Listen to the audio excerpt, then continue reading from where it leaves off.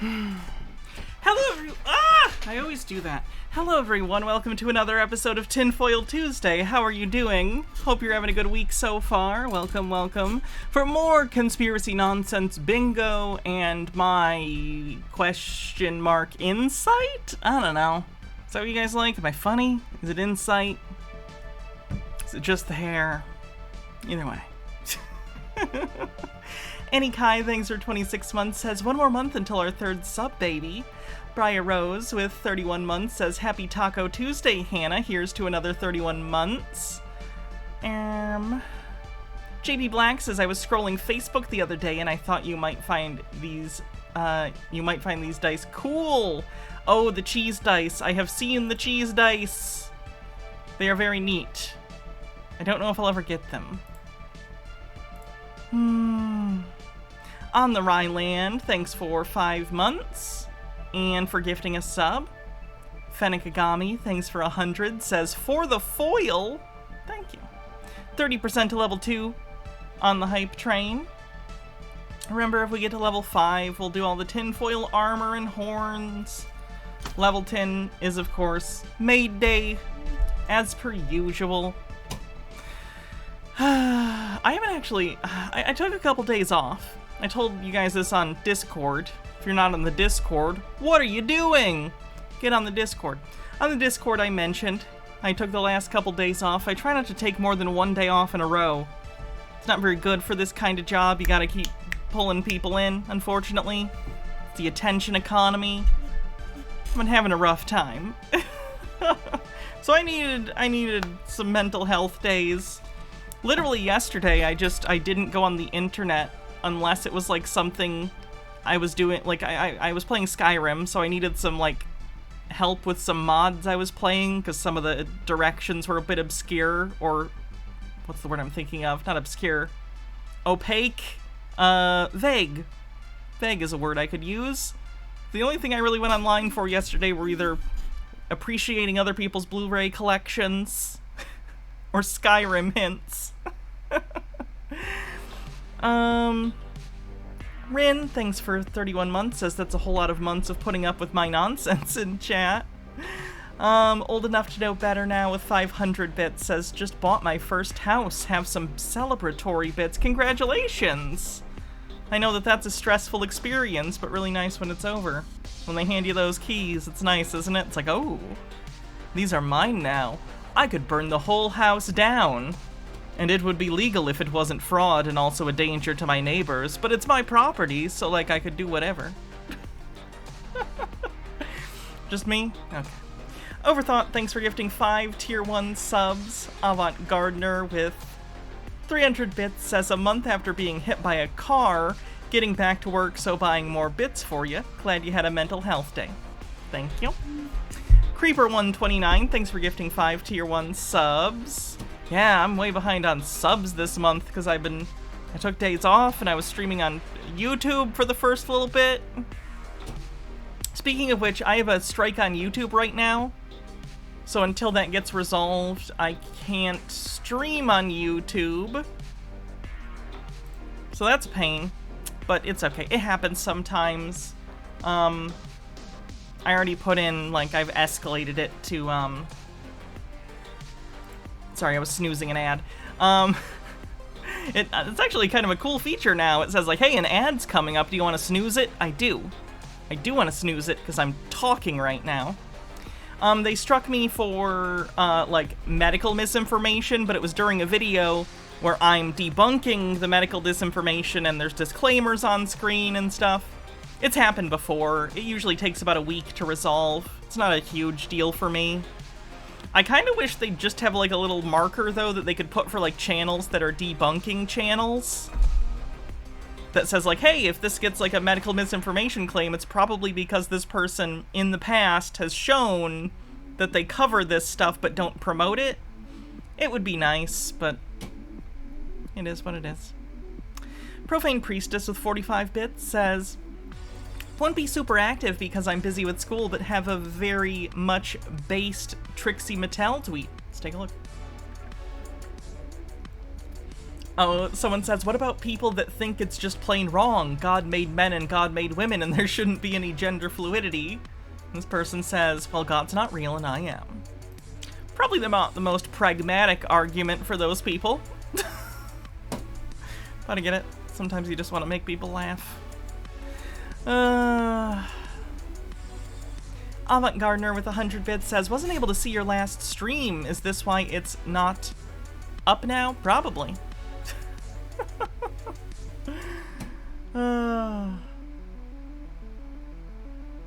33% to level 5 on the hype train. So we have some fun stuff going on today. Some fun conspiracies to look at. Some crazy stuff. We're playing bingo. Get your bingo cards ready if that's something you want to do. Blackwing Hackety, thanks for 32 months, says 3 years. Also, I need to do a couple thank yous. First of all, from my Amazon wish list, I received some movies. Problem Child, starring John Ritter and the kid from Problem Child. Sorry, Halloween Town, I'll look in a sec. Gaslight.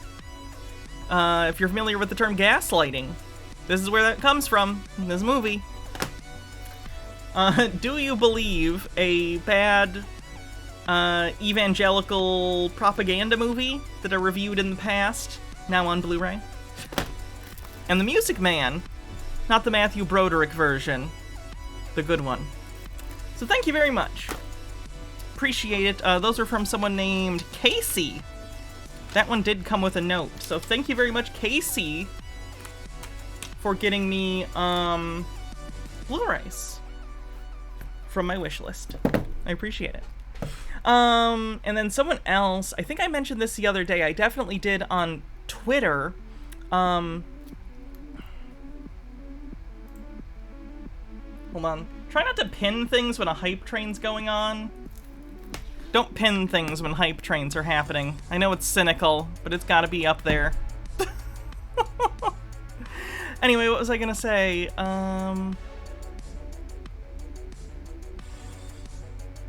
Fuck, I lost my train of thought. Oh, the thing that I was gonna talk about. Someone else got me the biggest thing I think anyone's ever gotten me from my wish list the other day. I didn't even bring it up. They got me the entirety of Supernatural. All 15 seasons of Supernatural in one box set. So that was cool. Thank you for whoever got that. If you want to let me know who you are, do so, because there wasn't a note with it. I appreciate it very much. I think they got it during Prime Day. Because it's normally like a $300 box set, but it was over 50% off. So thanks whoever did that. Blackwing Hackety with 45 bits says, wait, never mind, I fail at math. After saying 3 years with 32 months. Not quite. Okay, where was Halloween Town's bits? Am I wrong? Was it not Halloween Town's bits that I missed? Oh, here it was. Captain Rachel said, celebrating because my high school teacher union got a 5% raise, a 3% bonus, and language that makes it so admin has to get our permission if they're changing up classes we're teaching, even if the classes are the same subject. Oh, nice. That is rad. What else?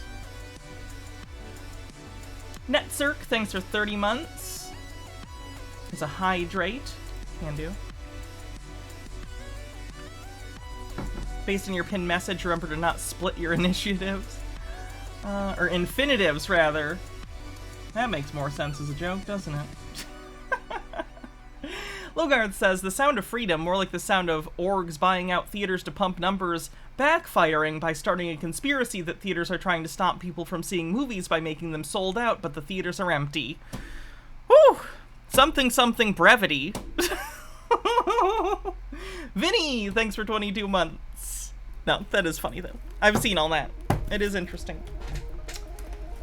Alright, let's get into it then. We didn't get a level 5 hype train, at least not quite. But I'll put on the tinfoil horns for ya. Tea with Goblin says, good morning, Hannah. Arrived from Madrid yesterday and jet lag has turned my brain into soup. Still, it does mean I'm actually awake for the start of stream. Your hair's looking lovely this morning. Such volume. Very chestnut. Wow. Thank you. It's time for Her Majesty's tinfoil attire? At least one piece. We didn't quite get to level 5. So. Anyway, let's get into it. Get your bingo cards ready. I'm sure many will be filled today. So let's just get into it. Where are we going to start? Oh! Roger Stone, awful human being, did a speech at Turning Point USA's conference, and it sounds like absolute nonsense. Kamala Harris. Oh, let me turn that up. Kamala Harris will briefly become president, but the only way in their party they can replace a woman of color is with another woman of color. This already feels sexist and racist. And yet, the implication, and I don't know if they understand that this is what they're signaling when they say this. When anyone says anything like this, the implication seems to be that it's impossible to find qualified people who aren't straight white cis men. They think every hire that isn't a straight white cis man is a diversity hire because they fundamentally are racist and don't believe that qualified applicants exist for jobs if they aren't straight white cis dudes. It's unfortunate. Yes, you heard it here first. The Democratic nominee for president will be Michelle Obama. I don't think she wants to deal with you fuckers, if I'm being entirely honest. I don't want to, and I don't even have to directly interface with you people on a regular basis. I do not think that Michelle Obama wants to be in front of spotlight ever for the rest of her life like she was when she was the first lady. These people are still obsessed with her. They're still obsessed with being racist and sexist and transphobic, despite the fact that Michelle Obama is a cis woman. Wouldn't matter if she was trans. But they think she's trans, mostly because racism. Exo Jimbo, thanks for 34 months. They're literally all booing a thing that this guy made up. They're all like, boo, angry, I'm mad. It's not a thing that's happening. That's a thing he made up to make you feel that way. He's making you feel this way, not reality. Garotz, thanks for 6 months, says Obama! They have already rigged their primaries. What? There isn't even a primary happening. Not really, because the incumbent generally just is the person who runs, because they're the incumbent. This is not only true for Democrats, this is true for Republicans. Republicans didn't have a primary. Like, when Trump was gonna be up for re-election, they just ran him. The reason that they've rigged these primaries that aren't even happening. Roger Stone, I'm gonna be honest, I don't think anyone has a lower opinion of Republican voters than Roger Stone. And he's not wrong. He knows he can say the stupidest bullshit with no basis in reality, and they all be like, yay! I trust this man with a tattoo of Richard Nixon on his back, who literally worked with Nixon. What a trustworthy fella. Canceled the Iowa caucuses. Did I not? I thought I did a Discord announcement. Did I not? I will check. I didn't. Genius. I'm very smart. Did you know this?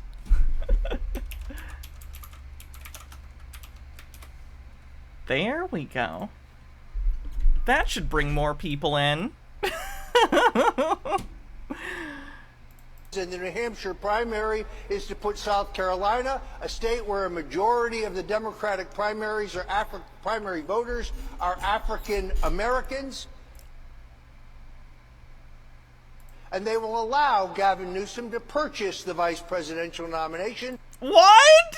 But the Obama... Poetic Fox says, I have a telehealth appointment to start the process of getting HRT. That's awesome. ...will hold him up for $600 or $800 million to do so. What are you even talking about? You heard it here first. When Steve Bannon says it in 3 weeks, remember I said it first. God damn.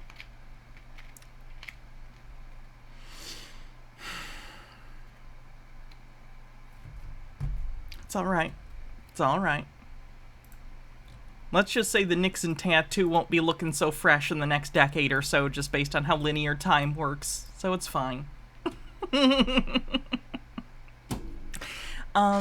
Tinfoil Tuesday and Chudwatch. The line between Tinfoil Tuesday and Chudwatch thins on the bingo card.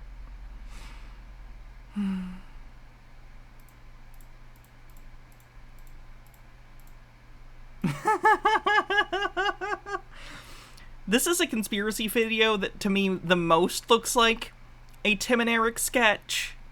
To be clear, this is not a Tim and Eric sketch. This is just a real video a conspiracy theorist made.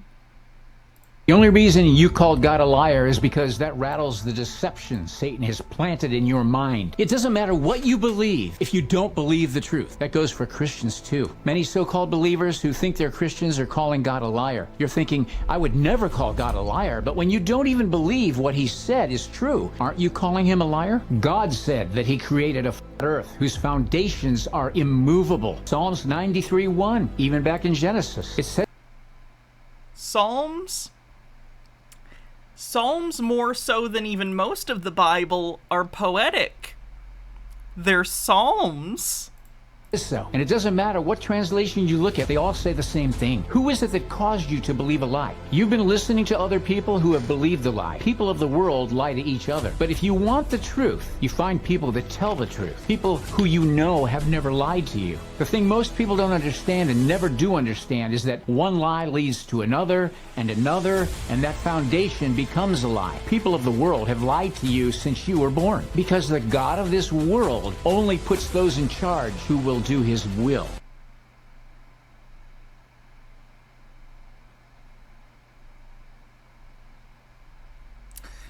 Okay.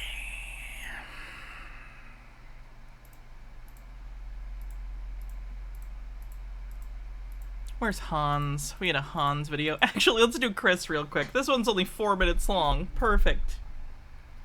Overthought says, let's not forget there's a book of the Bible that basically praises titties. I mean, I get it.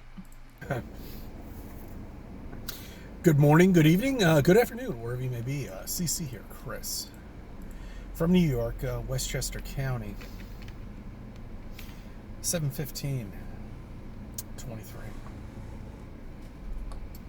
So, how's that, fuck. Can't you see what the Yeah, he's not doing okay, is he? fuck is going on here? That you're being lied to? That you're being bullshitted to? That you have to fucking wake up. Where's the moon landing? Where is it? It was on the moon, Chris. It was on the moon. Over 50 years now. Recording in car on bingo card, of course. Half a fucking century. Nothing. Yeah, but now they're currently training astronauts to go back to the moon. We're like doing a moon program right now again. You have nothing. Except teases. Chris, we've been to the moon multiple times. You were alive for it. Wait, how old is Chris? It's like 50-something.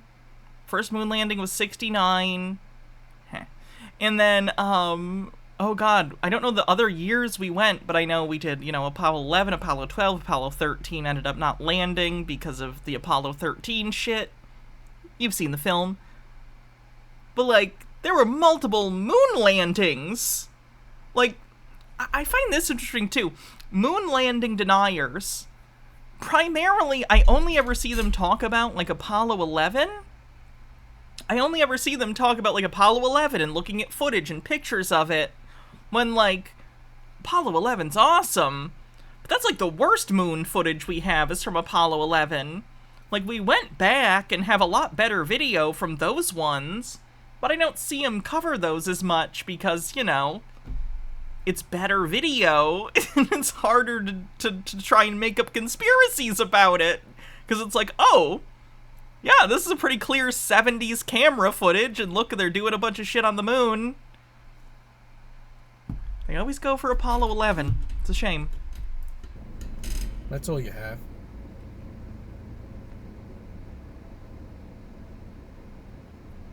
No, not idiot thinks they're a genius. You have nothing at all that proves anything that we live on a spinning wet ball. We've taken pictures from outside of it, from above it. It's a ball. It's pretty wet. It spins. Nothing. And we, as flat earthers, know it's all level. No is an interesting word here. You could get into a whole philosophical conversation about what does it even mean to know something. That's a whole branch of philosophy. But fuck all that. Chris knows the Earth is flat, guys. And not only does he know the Earth is flat, he knows the objective definition of knowing, and it means it's true. We live on a level plane here. H. Baird says, wet-ass planet, 7 days a week. Stationary. Unironically, I listen to the song Wet Ass Pussy all the time. Often it makes me think of Ben Shapiro, because it's funny. But, like, that song actually slaps. It is on my Spotify playlist, and I'm pretty happy when it comes on, so. Cover with a dome. Anaconda's also pretty good. That's what makes air pressure. That's what makes pressure itself. See, now the big thing is with air pressure.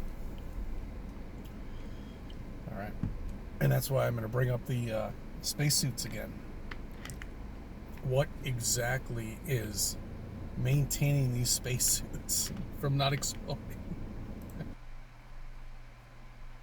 They're designed to structurally maintain a seal.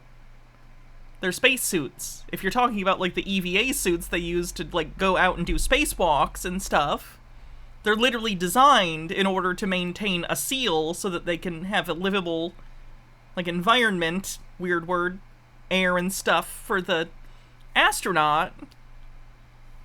What do you mean, how? Like, do you think we just found spacesuits growing off a tree somewhere and we're like, that looks good to go into space with? We don't understand it. Well, let's take them. No, NASA designed those, or contracted out to design. Like, I know, for instance, SpaceX, with some of their involvement with the current, oh god, it's not Apollo. What's the name of the current space program? I'm blanking. It's another Greek. Apollo. It's like, it's another thing like that. Artemis, thank you. The Artemis missions, I think, are being done in conjunction with SpaceX because they're, like, the contractors that got the lowest bid or whatever. Or won, whatever.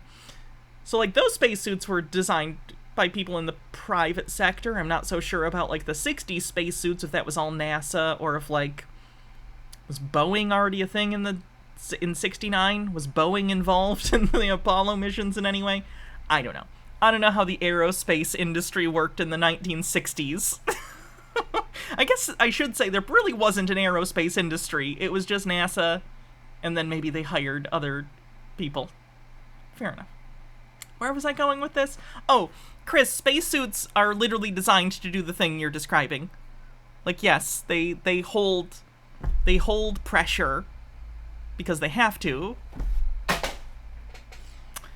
Blackwing Hackety with 45-bit says, I know I'm 7 decades late on this, but why is Apollo a moon mission? Apollo is a sun god. I actually don't know the specific reason. I don't know enough about NASA history or mythology to explain to you the significance of Apollo vis-a-vis the moon landing.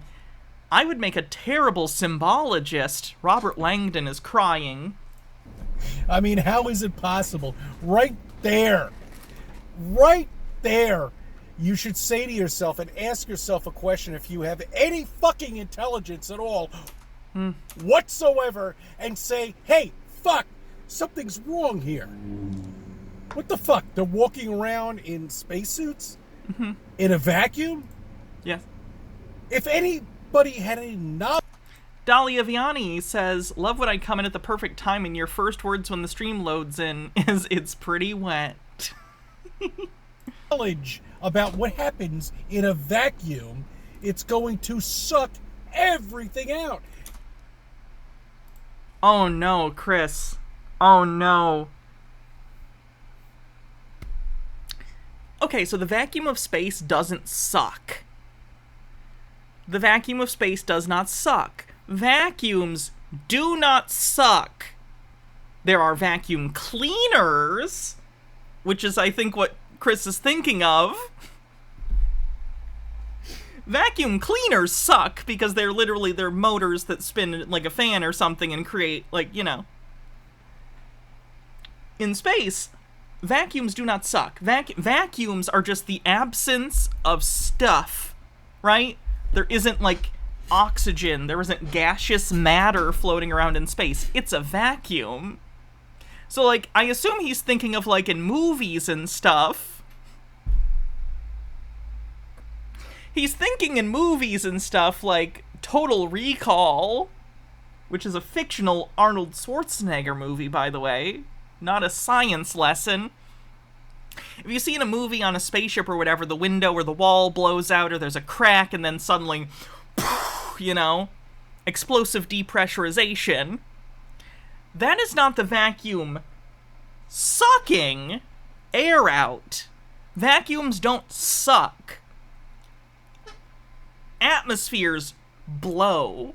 So if you have a relatively high atmospheric conditions to the surroundings, in a vacuum, any amount of anything like that is higher.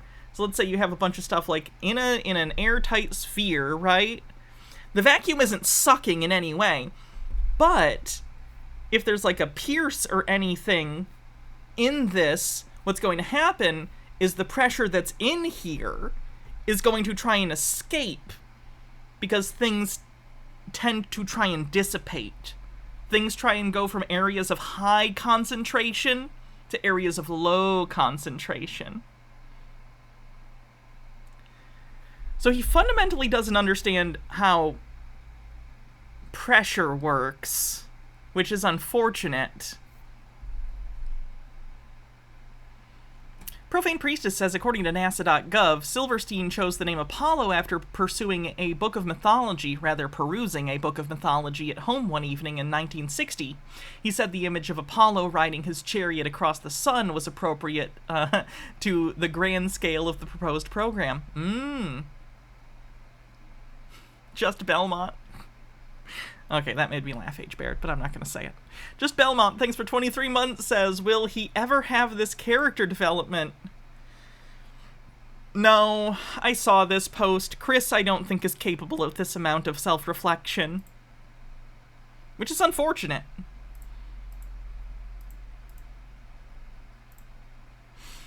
And first name bunch number says, vacuums don't suck, only CC sucks. And Logarth says, whenever I have to concentrate, I always end up going somewhere where I can have low concentration. And Princess Amelia says, vacuums do not suck, they are in fact awesome. Atmospheres blow things, though. Fuck atmospheres.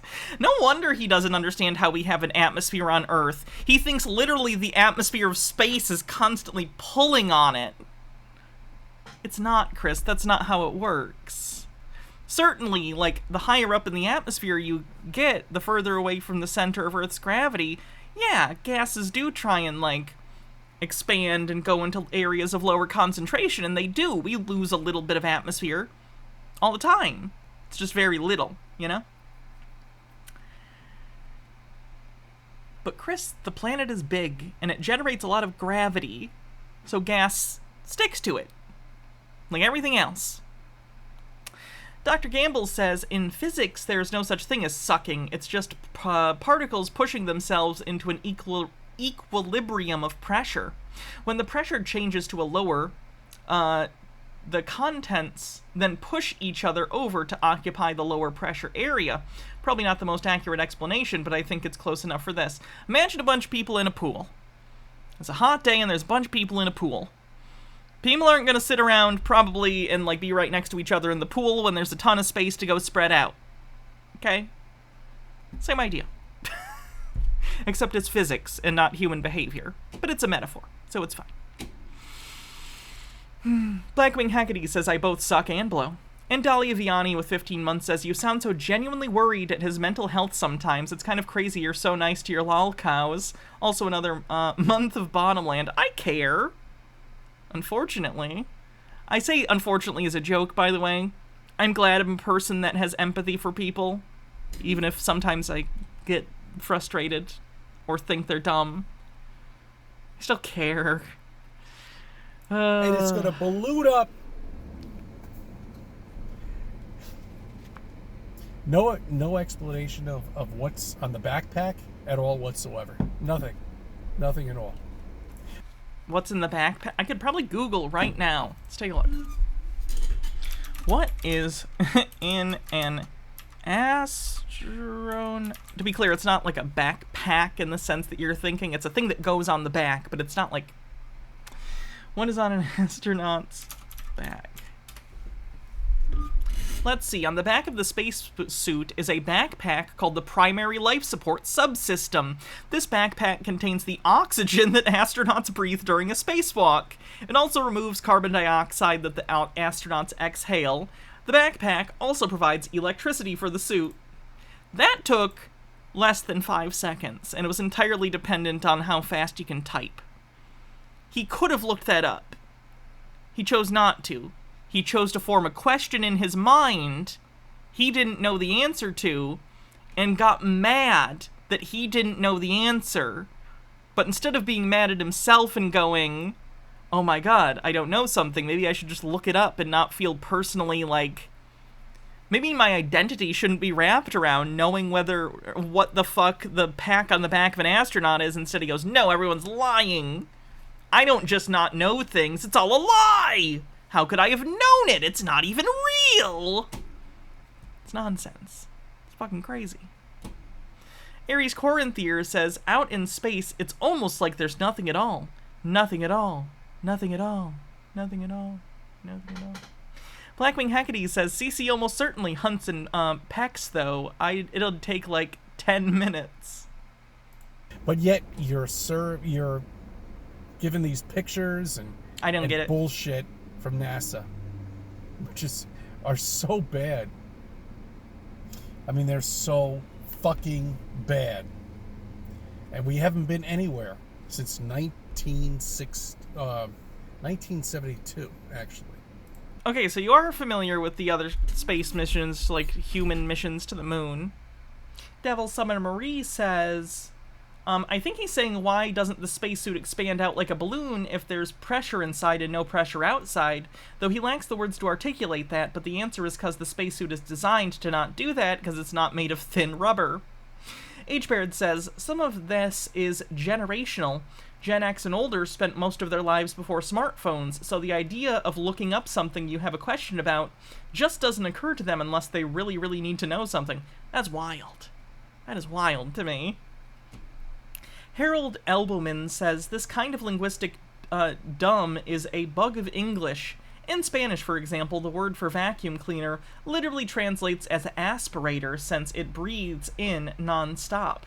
As the word for vacuum also means empty, language, the cause of, and solution to most conspiracy theorists' problems. I understood that reference. We have a prohibition video later in the stream, by the way, relevant to that reference. We've been nowhere.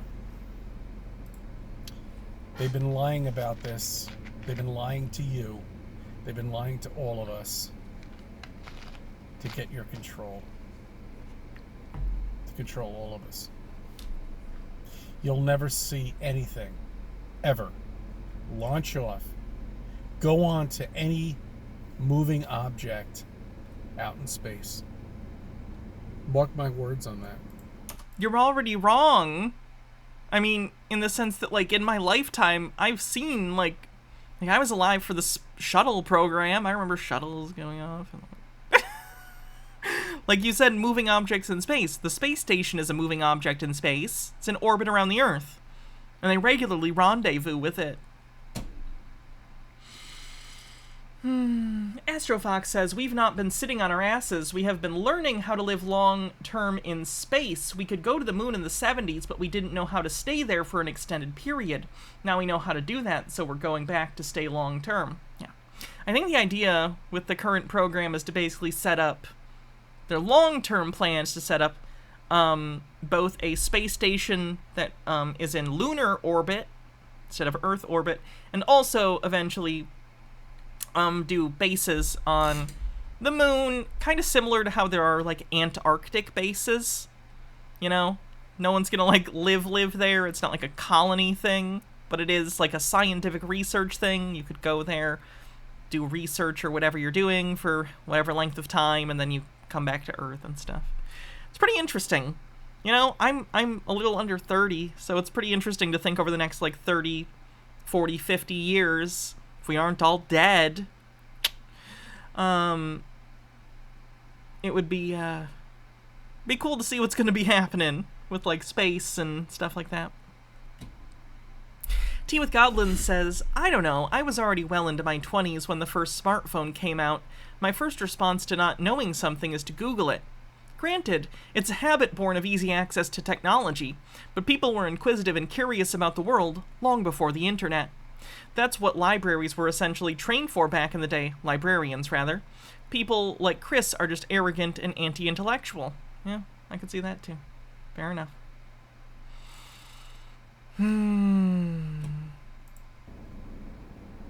Ever. They'll just keep kicking the can down the road. Meanwhile, people fight us. And they don't see it. It's such a fucking joke. It really is. Alright, I thank you for subbing. I thank you for viewing my videos. I'm going to be a part of your life. So Chris is not doing great.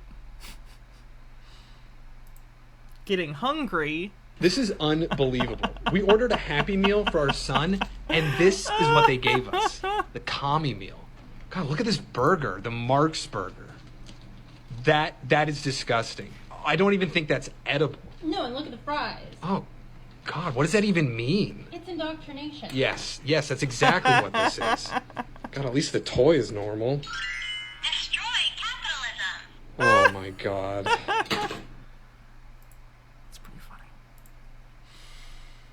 If I could live on the moon, Mars, or on a space station, which would I choose? Is this a situation where I can come back to Earth whenever I want? Like, is this the future? Am I Xenon girl of the 21st century? And I can just, like, take a taxi cab from the moon to Earth whenever I want? Or, like, do I have to live there and not ever plan on going back home to Earth? Because that changes the answer to the question quite a bit.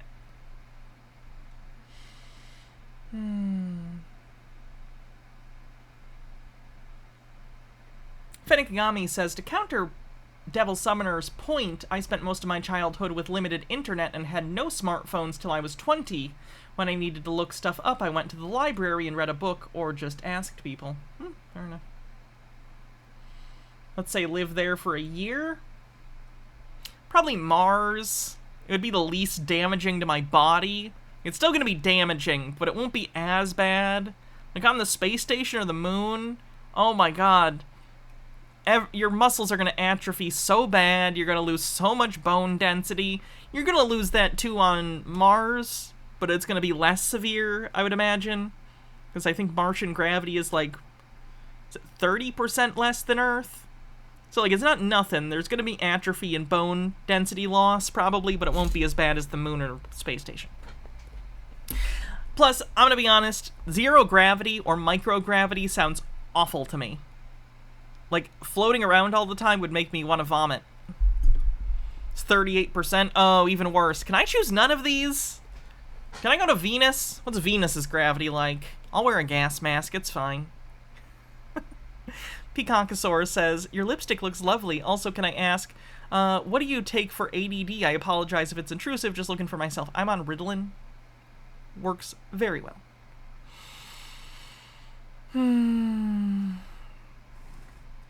MH Darkbeast says, one more full link you may enjoy reading through sometime? Worth it or woke?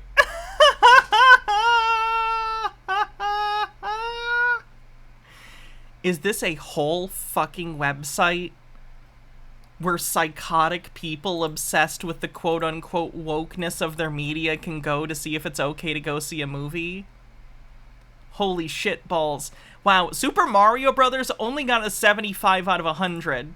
Like, is that strictly on wokeness, or is that... No, it's the whole thing. Okay. Non-wokeness, 85%. Is the 15% that it's woke that Princess Peach had any kind of agency? Like, what's the 15% woke that they viewed in the Super Mario Brothers movie? This is a whole new level of brain worms. This is just crazy. Why is Jordan Peterson here? Woke elements. The movie's greatest weakness is its use of Peach. With the exception of the American version of Super Mario 2, the plot for every main title Mario game is that Peach is kidnapped and Mario and Luigi rescue her. Peach has done many things otherwise, though?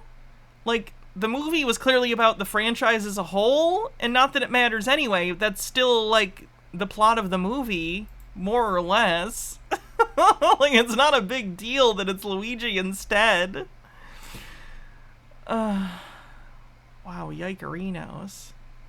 Okay, I'm gonna save this website, and I think we're just gonna do a stream on it someday, because that's nuts. That's insanity.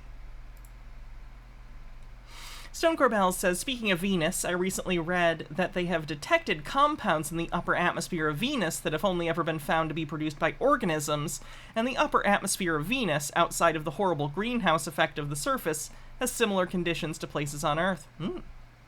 Interesting. Yeah, that's true. New Super Mario Brothers definitely has Peach in the multiplayer ones.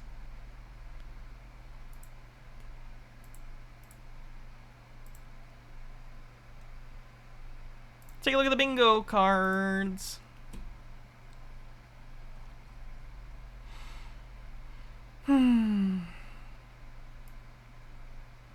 Recording in car.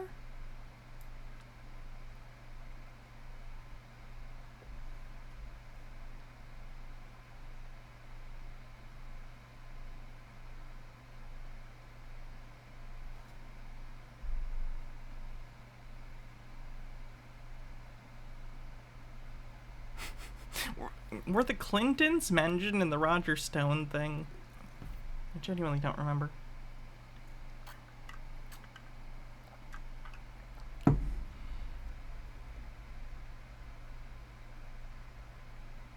Okay, I think that's it for this page. Only one.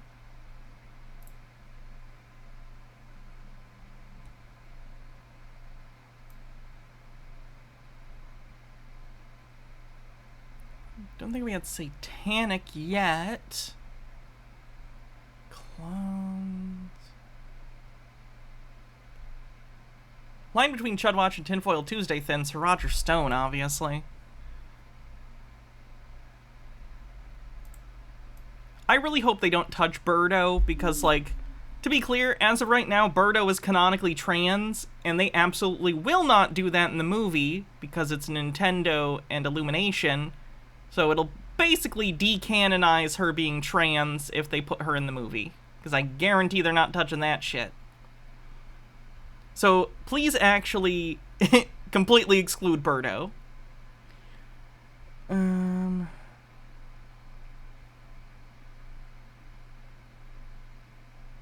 that literally it? Did we not do anything else? Flat Earth, of course, with Chris. But... okay.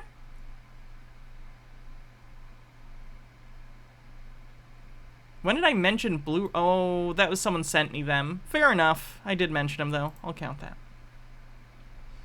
The cheese dice don't count. That was someone literally telling me to look at this. So no, the cheese dice don't count, nor does me saying this. You can't trick me.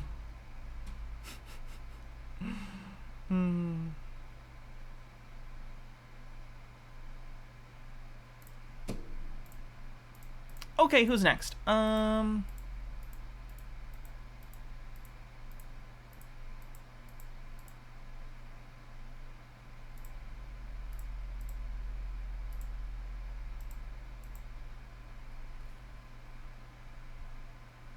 Did I see Tucker Carlson's replacement was shamed by his own mother live on air?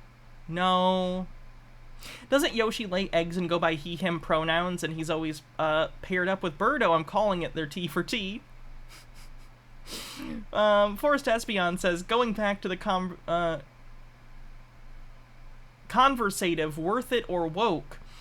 Being a conservative is like being in a cult. From the bite model of cults, this is unironically information control. Cults tell you what information sources or media are. Okay. This video is going to be about something that I've been thinking about a lot lately, and that's the golden age that has come before us. And maybe there's been multiple golden ages before us. It's a pretty big hallmark of conspiracy thinking and cult-like thinking in general that there is some evasive... There's this idea of an idealized past. Excuse me. Or an idealized state of human affairs.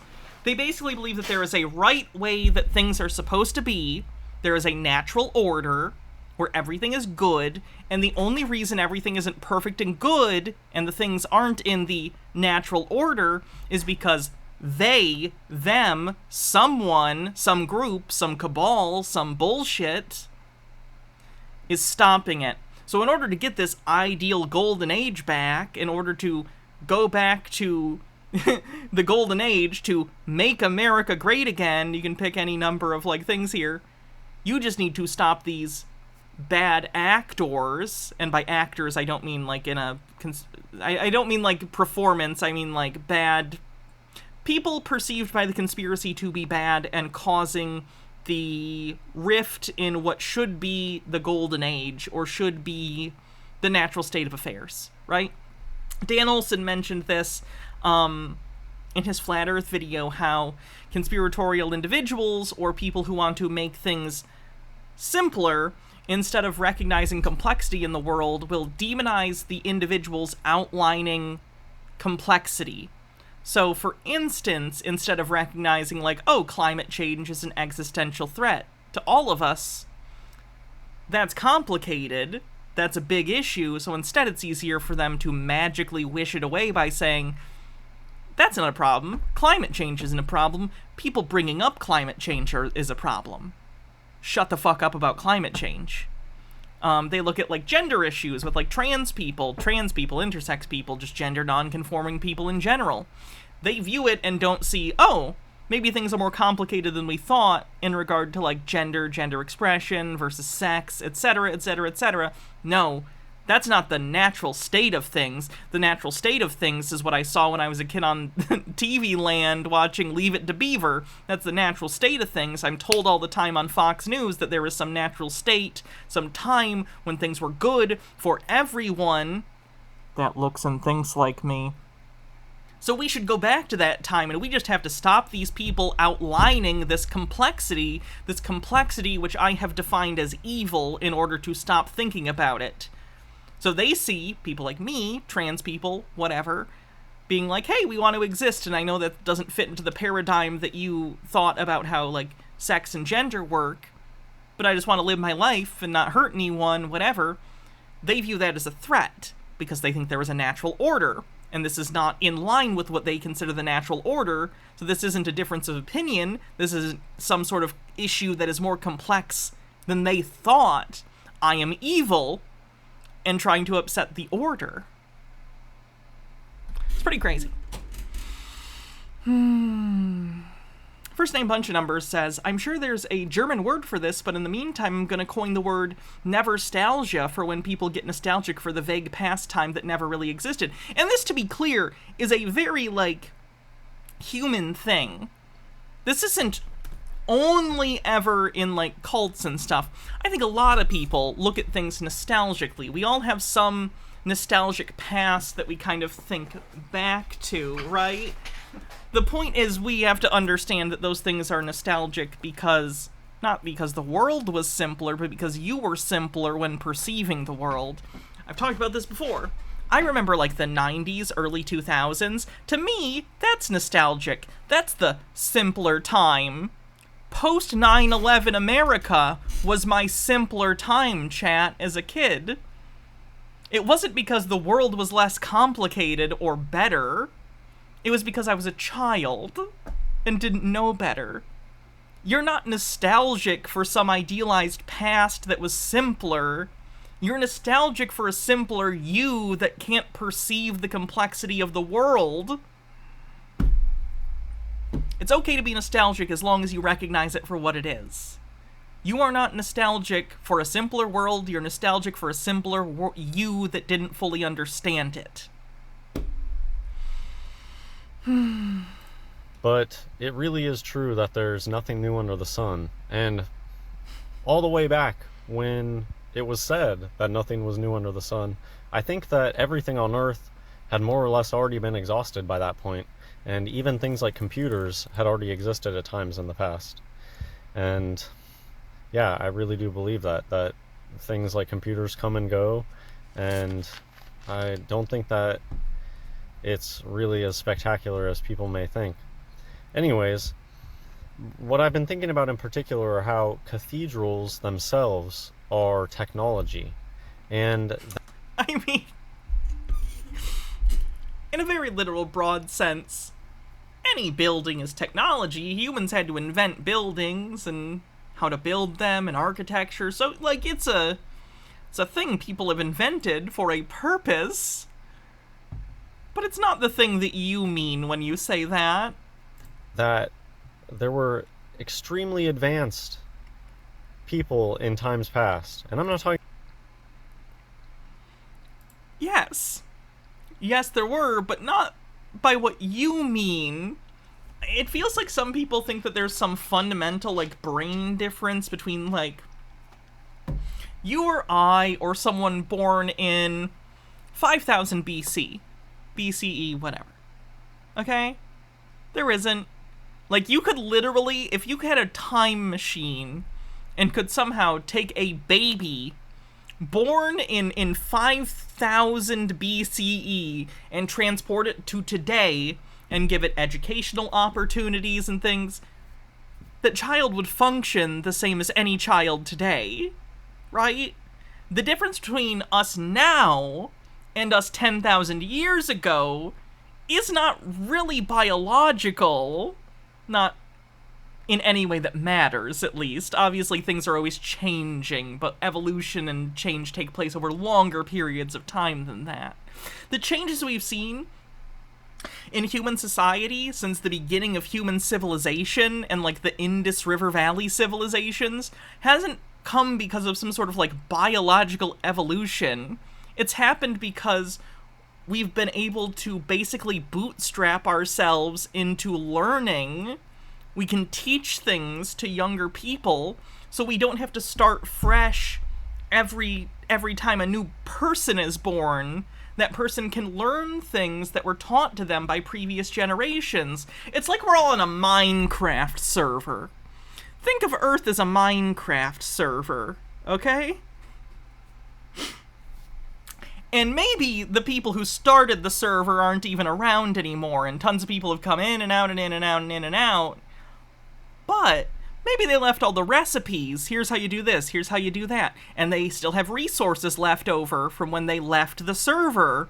Oh wow, look, there's already a chest of diamonds here, and we know where to get diamonds because they already built a mine that shows us where to get diamonds with signs and everything. It's not that your character in Minecraft that came in late on a very populated server is smarter or has more abilities in the game than the other people. However, you can take advantage of all the work that was done before you got there.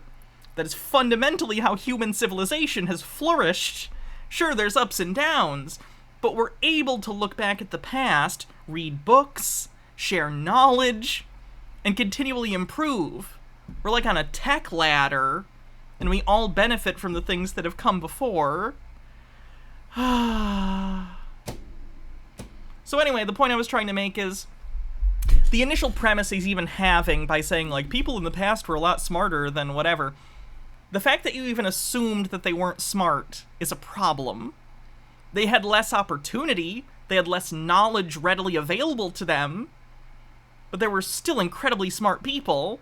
There were people who had to be smart, because how else did we get where we are now? Based off the work of those people.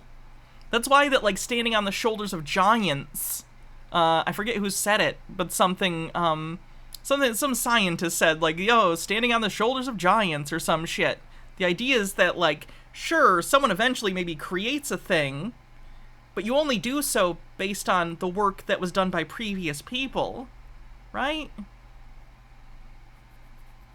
Carl Sagan may have said it. Talking about aliens. I don't believe in aliens. We live under the firmament. I'm just talking about... he said he doesn't believe in aliens, so not aliens yet. There were eras in times past that were way more advanced than us today. No. Technologically, in the way that he means, no. In all aspects. A lot of things are subjective. This is not, no. There were no civilizations in the past that have had computers and, like, electric lights and like, no. Just objectively untrue. And their society has such different... They favor... This is Hans, yes. Such different things. And they really wanted things to be real. That... Many people today even feel that way. People see the appeal of natural things that aren't plastic or with computer chips. You know, the two unnatural things. Plastic and computer chips. Everything else is natural. Anyways. I don't know if he knows this. This cathedral isn't natural. This is a cathedral. People built this. No human-built thing ever is natural. At least not in the way we use the term. I believe that the cathedrals are very advanced sound technology. Incorrect. And I think that they are built primarily for healing, worshiping music. And the buildings themselves, I think it's obvious that it's a piece of technology to make sound as good as it can be. And Acoustics? Acoustics. And Super Clifford, thanks for following. Why would you want to just... This guy does believe mud flood stuff, yes. Just do it digital. It's cheesy to walk into a rectangular prism, small church with, you know, the single chairs spaced out, and then the pastor puts on a little Christina Aguilera microphone, and there's TVs in there. Everybody knows that's cheesy. Well, I'm sorry that this small Protestant church can't live up to a Catholic cathedral built in the Middle Ages, Hans. What do all the electromagnetic things... How does that affect the spiritual realm? It does not. Who knows what type of interference is going on when you have everybody has a cell phone in their pocket, you have all sorts of TVs and microphone and wireless technology going on, compared to the purity of a building made out of stone that is constructed... The purity of a building made out of stone. What does that mean, man? The purity of a building made out of stone. Smell that building? You can smell how pure it is. It's made out of stone. Stone Corbell says, we can make so much better acoustics today. We have recording technology that people who made the cathedrals couldn't even imagine. Whole branches of science devoted to sound engineering. He has no idea what he's talking about. Nobody feels a certain way, though. He feels it, so it's true. Doesn't understand architecture on the bingo card. In a way that amplifies the sound and makes it sound so much more beautiful. I'll point out here why I'm thinking about this, because I think it's hilarious. It's a little discouraging for people who first start learning an instrument, because you'll never sound like a professional. You won't even get close to the sound, and it's because... Certainly not at first, because practice makes perfect, and yeah, if you're listening to, like, studio recordings... It's gonna sound nice, and it's gonna be tweaked, and you're gonna frankly be hearing the best version because they recorded it many times and then picked the best one. Or even they might have split up multiple performances into one file and then just combined, kind of like splicing runs and speed running.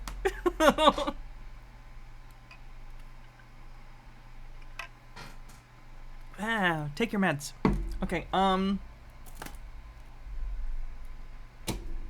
but like, I kind of feel like that's not even what he's talking about. Is he? Does he think he has the skill of like let's say he was a cello player. Does he think he should sound like Yo-Yo Ma? Like immediately? Like what does he think it would ever sound like Yo-Yo Ma? Even if you put in tons and tons of practice, like you could sound great, but that doesn't necessarily mean you're gonna sound like the best in the whole industry or in the whole art form, you know? Because they're either playing in a really nice venue with great acoustics. I mean, yeah, that certainly helps. Or they're, more often than not, what they're doing is they're pumping up the post-production. It's hilarious how... I mean, that's a thing, yeah, but like, do you think professional musicians aren't at like peak? Like, it's kind of like, what's even an example I could give?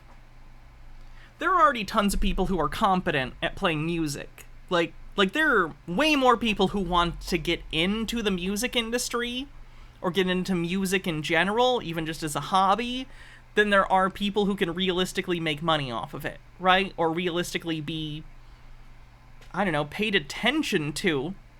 So that makes it competitive. So the people at the top are either going to be nepo babies, well-connected types, whatever. That's absolutely a thing. Or the ones who do actually make it are there because they do have skill or something that makes them marketable. Like, the idea that people at the top of their industry aren't generally at least competent in music, I should say. I'm not saying there aren't bad musicians. I am, however, saying I think most are at minimum competent. I find that a little weird. Like, certainly you could be like, oh, I bet, like, Lady Gaga uses a lot of post-processing or does a lot of stuff with you know, how they produce the music. Yeah, probably. She's also an amazing singer. Does anyone remember MTV Unplugged? Hans should probably go watch MTV Unplugged.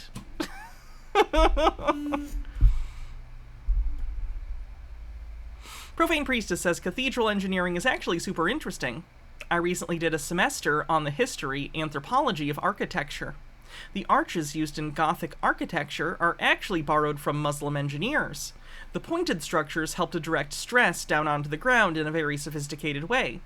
Moreover, medieval architects left detailed notes regarding their designs, of some of which includes acoustics. And then there's going to be a second one, but it's not posted yet. I do want to point out when you say stress, I know what you mean. But I need to point out, in case any conspiracy theory ever sees this, stress in this context does not mean the human emotion. It means, like, stress in terms of it's putting weight on the building, and that weight needs to be distributed in some way, safely, so that the building can stand under its own weight and is sound structurally. Again, I know everyone here knows that, but I'm paranoid about putting out messaging that could even a little bit be interpreted as conspiratorial or woo-woo or crazy.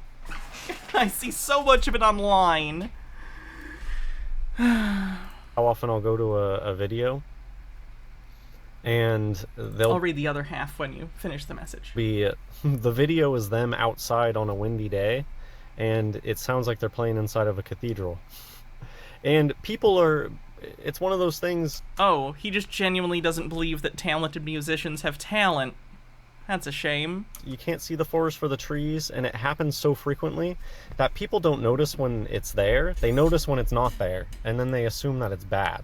And that's going to discourage a lot of people. They'll be like, oh, I can never sound like this. Well, yeah, because you're not in a studio with post-processing, or you don't have access to a tech like playing inside of a cathedral. Not Ah, yes, as we all know, the vast majority of studio albums are recorded in cathedrals? Hans, god damn it.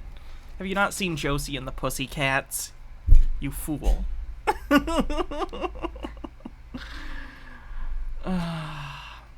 to be clear, in 2023, which is the year we are in currently, there was a wide variety of amateur, open source, consumer, prosumer, and professional home software you can use to produce music in your home. Many people do this. There are people who make entire careers out of making music independently on the internet, and the way they do so is all with stuff that they themselves can get at home. Hans doesn't know this, apparently, or doesn't care.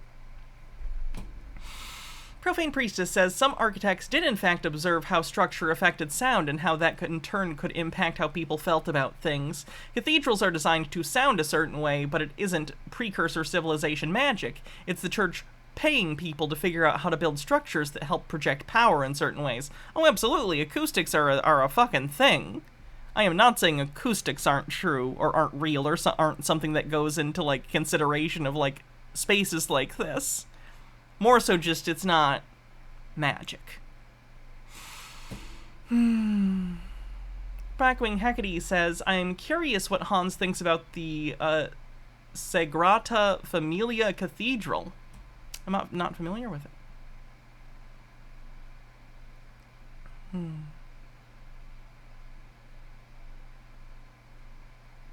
Not all of us can go practice in a cathedral. You sound amazing, though.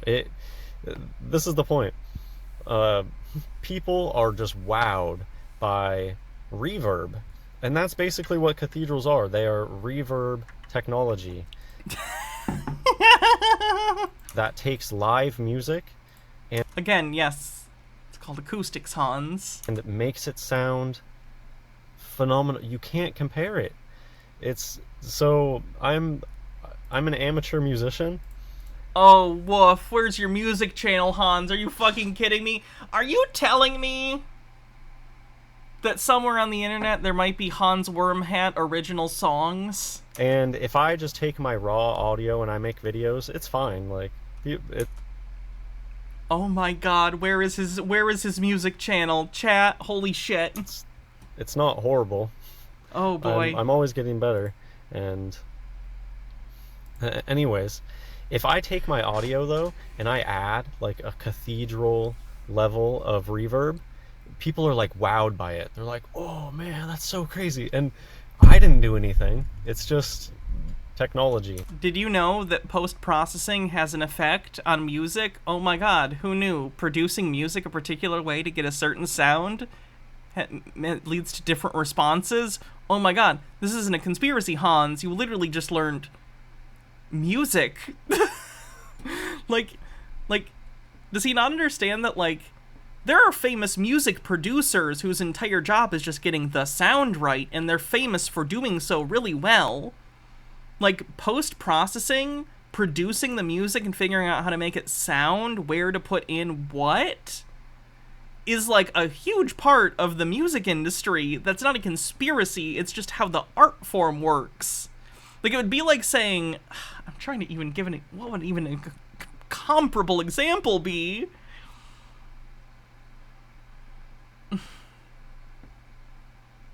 Like, imagine if someone was doing this about movies and said something along the lines of, like, oh, you think that, I don't even know.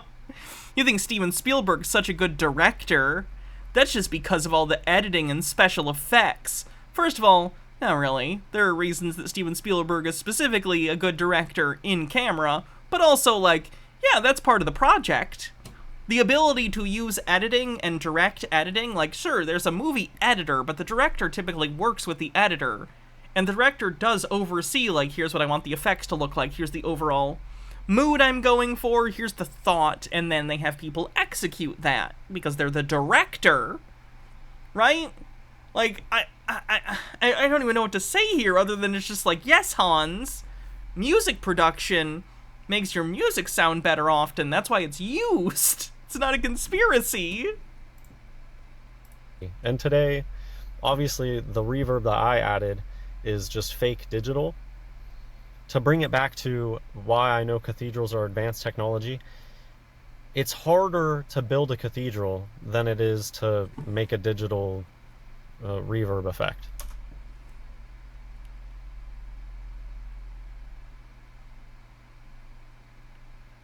No, it's not. Cathedrals are lower on the tech tree than computers.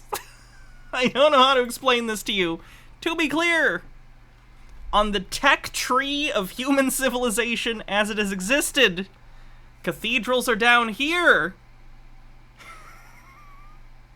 Then once you unlock that, you can get up here, and eventually, a long time later, you can get computers, and then programmers who make fake reverb programs. But it's higher on the tech tree. Cathedrals are down here, sir. He means in terms of manual effort. I understand what he means. He's a fucking idiot. Like, even in that sense, he is wrong. Like, in terms of the end user, like, is it easy for me to go and download a program that could do this? Yeah? But, like, that's not what it took to make that program. In order to make that program, someone had to know how to use computers. Someone had to invent computers. Someone had to figure out programming. Someone had to figure out electricity. Like, the complexity of a computer, if we're even doing, this is a weird apples to orange comparison, but if we had to, let's say we had two islands with all of the hypothetical resources you would need, and we took two people, let's call them George and Harry, okay? We put George and Harry both on islands with all the resources for both a computer and for a cathedral. We grant them immortality. In fact, we curse them with immortality. You cannot die, and you cannot leave this desert island until you either build a cathedral or create a digital reverb program. George is going to go for the cathedral. Harry's going to go for the sound thing because he's an idiot. George, sure, it's going to take a really long time. You're going to have to learn architecture, how to hew stone. It's going to take a long time, but again, these people are cursed with immortality. I have cursed these people because I'm angry with them for no reason at all. I'm a fickle god.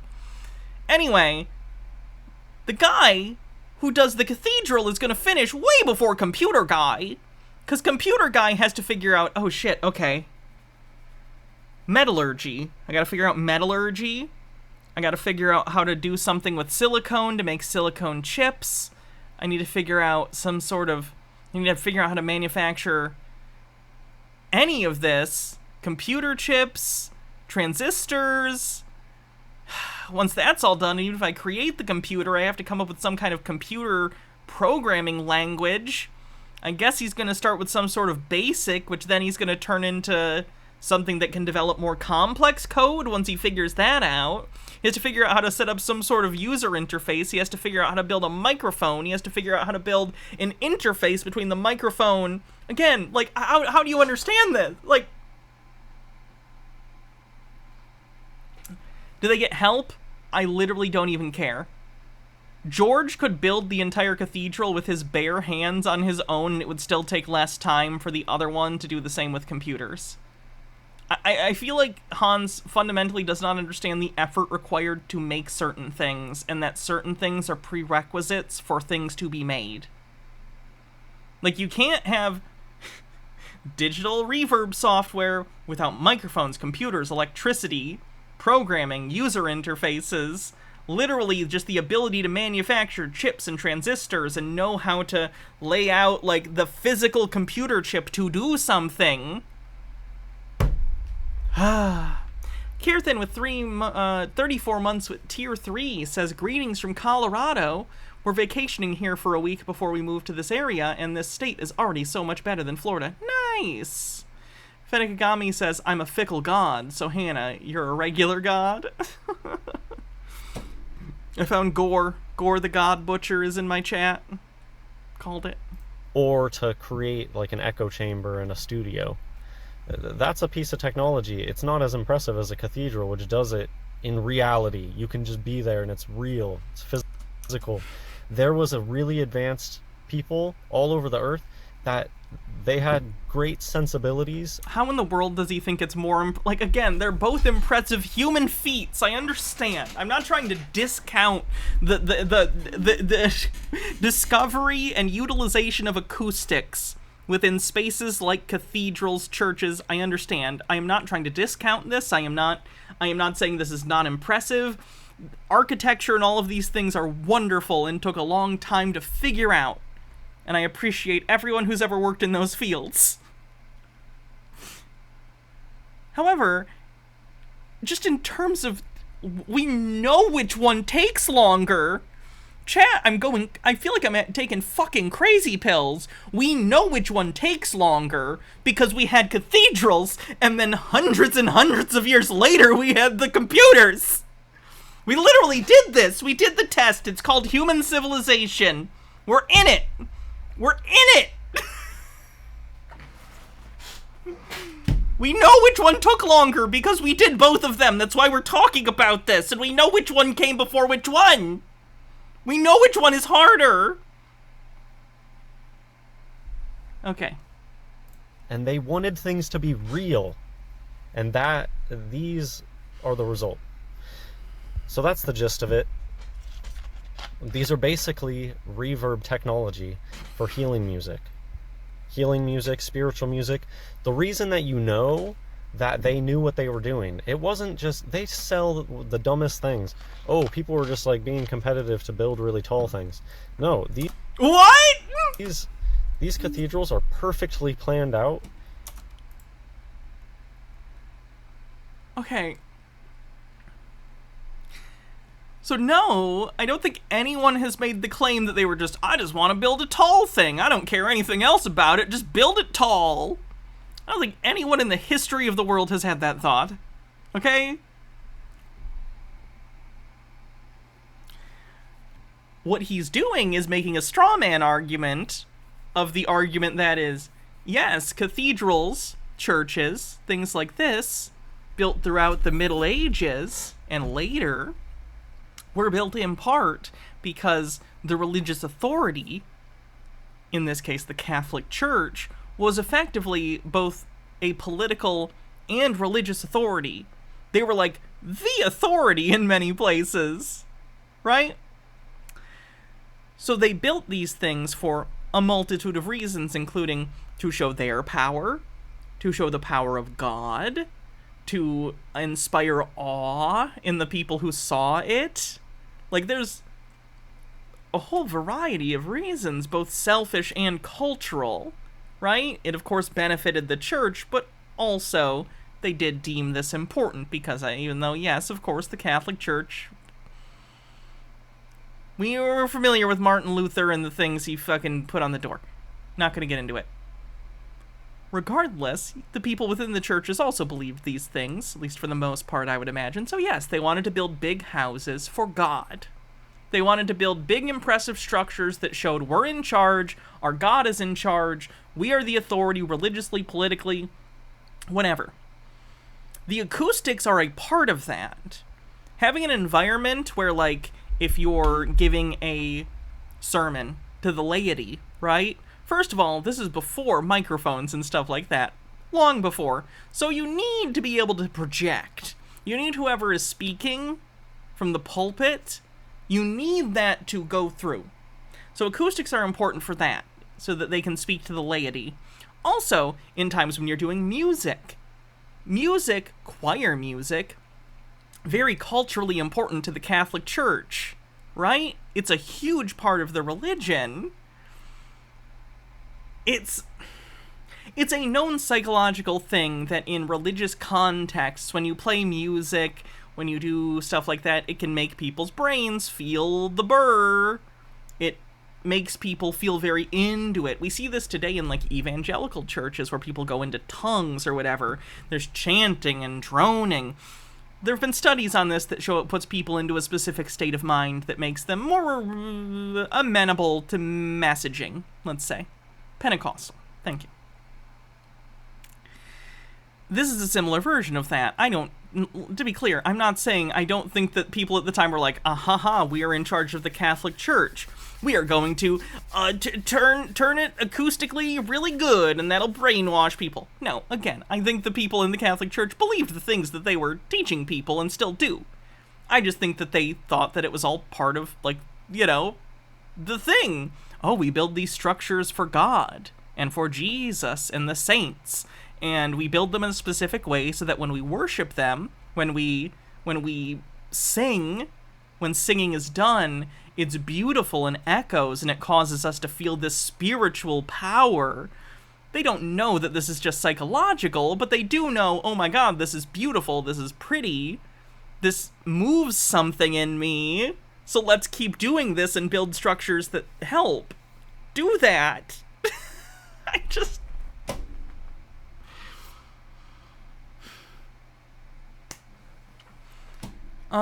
we need to show Hans the respect he deserves. Oh god, what is this? Hans Wormhat. Oh no. I'm not even gonna play this, whatever it is. I don't like that Sir Sick guy. I think he's kind of a chud. At least from what I've seen. Sorry if I'm mistaken. But that was the impression I got when I last looked at his channel.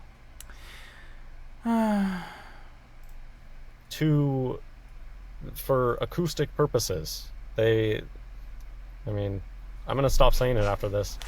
In my opinion, it's clear that... You sure he's not a chud? Who am I thinking of then? Let me look at his channel.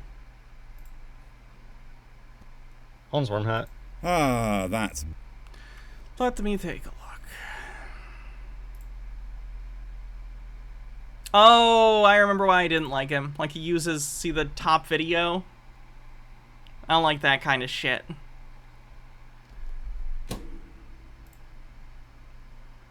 Like, I understand. Let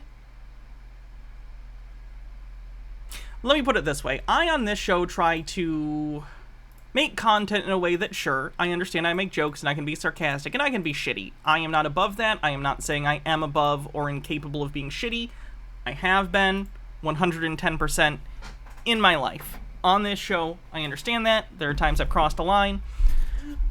Something I really don't like, though, generally, is just being a content creator whose major thing is I'm here to fucking I'm gonna own all these people and show you how stupid they are.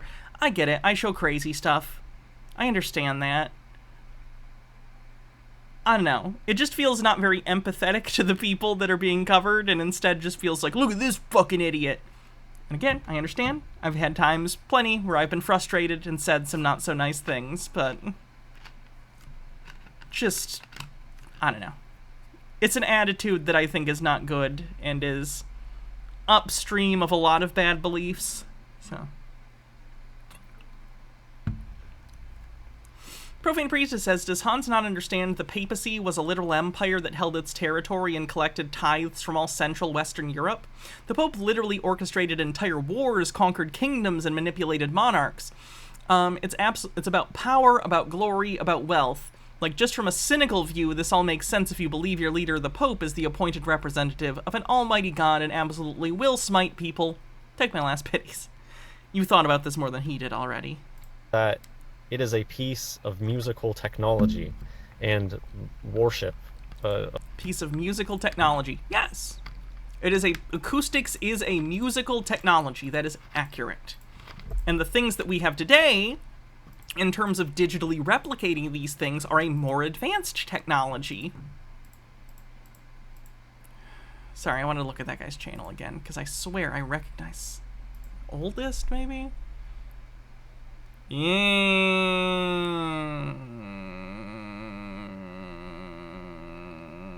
Oh yeah, he's got anti-feminist shit.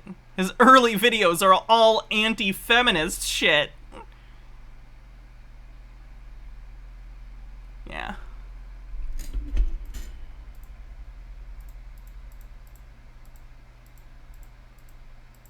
Called it.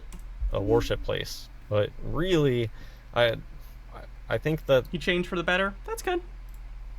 The fact people are gathering there is, like, secondary. It's just... It's all about the music, I think. Do I want you to judge me by the content I made 6 years ago? I understand. I understand. The cathedrals.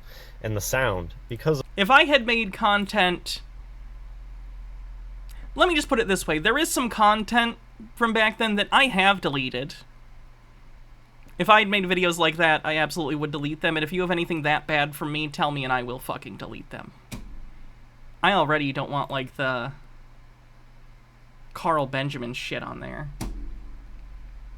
Absolute Disgrace, thanks for 6 months. And Jake Thoney, thanks for 16 months, says thank you. Of these, they prove that they know about the sound connection. I'm sure that a lot of people have seen this type of stuff. Somatics. I don't know. I haven't researched it a lot, but... Let me put it this way. I would not like people to necessarily judge me by the things I did years ago on YouTube, but I wouldn't be surprised if they did. When you visualize sound waves... And it wouldn't be their fault for doing so, necessarily. It shows the same type of patterns. Jake Thoney, thanks for 666 bits. That we see on the stained glass windows. So, in my opinion, that proves that whoever constructed these things knew exactly what they were. Sargon, yes. Back in the day, oh god, no, I'm not even going to talk about it. I'm not going to talk about it. Why am I doing this?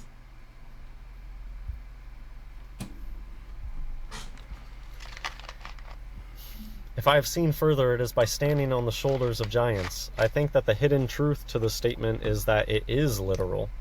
And see here that they're gatekeeping. They're trying to say, don't take this literally. Of course, Newton wasn't literally standing. Yes, he was.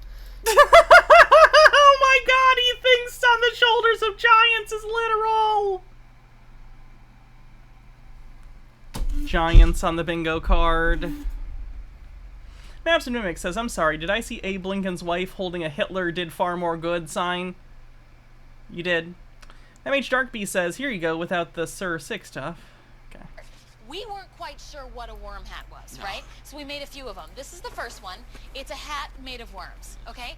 And then option number 2 is a hat that you put on, and when you do that, you look maybe like, Let me put it this way. I'll just say this. The Sir Sick guy, I haven't seen his stuff in years. Genuinely, I don't know. If he is better now, if he's not an anti-feminist, if he's not an anti-SJW type, that's awesome. I'm happy for him. And, you know, whatever. Good. But I don't know that. And I can't assume that, just because. I would also tell him probably delete those early videos. Because that's pretty bad. But he can do whatever he wants. I don't give a shit. I'm just telling you my personal feelings on it. you're a worm, right? And then the third one, and this is the best one, Charlie. Still love if I go finish the Bible. If I was going to do it, I'd restart. And I might someday. I've thought about it. Is a hat for your worm. Oh, you're teeny tiny little worm. Yeah, it's a teeny tiny little hat. If you want him to be fancy. So which one is it? Yeah, Which one who's were you right? talking Who's about? right? To be clear, I'd be going through it much quicker than the first time, because I know what stuff to cover and what stuff I can just skim through. Also wouldn't be as haha dick jokey. Don't get me wrong, I'd have a tongue-in-cheek sense of humor about certain things, but it would be a very different tone. Fenekagami says, Sir Sick is an asshole, and I'm pretty sure he's an anti-theist. That said, some of us, like me, do sometimes like having a bit of cruelty catharsis, especially if you deal with conspiracy theorists in your real life. At least he's not trying to hide his past. I will say, personally, I've been doing, looking at the stuff less and less. Sure. I don't think anti-theism is good. I don't think that's good. To be clear. I want to be clear on my stance on that. I think anti-theism is immature. And it comes off like you're 16 and you just, you know, became an atheist and stopped believing religious stuff and you're really angry at people. Why? Because the vast majority of the people on this planet and throughout human history have been religious in some way or another. Like, you can not agree with religions. You can not agree with, like, the tenets of religions and recognize that people use religion for negative things often and not use that as a blanket judgment. Like, if you look at people and go, oh, you're a Christian or you believe in any religion, therefore I assume you're an idiot, or, like, I assume you're a bad person, then you're a fucking asshole. Then you're a bigot. You're being a bigot. It's not bigoted to say, I don't think your religion is true. I don't think people's religion is true. You know? But if you think, I think that person is stupid, I think that person is bad, because they are religious, you're an asshole. You are a fucking asshole. Okay. Anyway. Well, I don't recall ever writing worm hat. Yeah, Worm yeah, hat? it was in your dream book. Your, Oh, Worm hat. Yeah, that's a German guy. His name's Hans Vermit. He appears in my dreams. He drives a biplane and he shoots it at me and I run through it. I do like the Hans Worm hat thing. Always Sunny's great. Where did Hans go? There he is. Fenekagami says, oh, I agree. I find anti-theism cringe. Jake's been bothering me with his anti-theism arc. I think it's why I've been falling off Sir Sick. Yeah. Because in the Bible, it clearly states that the Nephilim came down. I think that there were computers. Again, sorry. I don't know much about Sir Sick. This became a thing. This became about more than Sir Sick.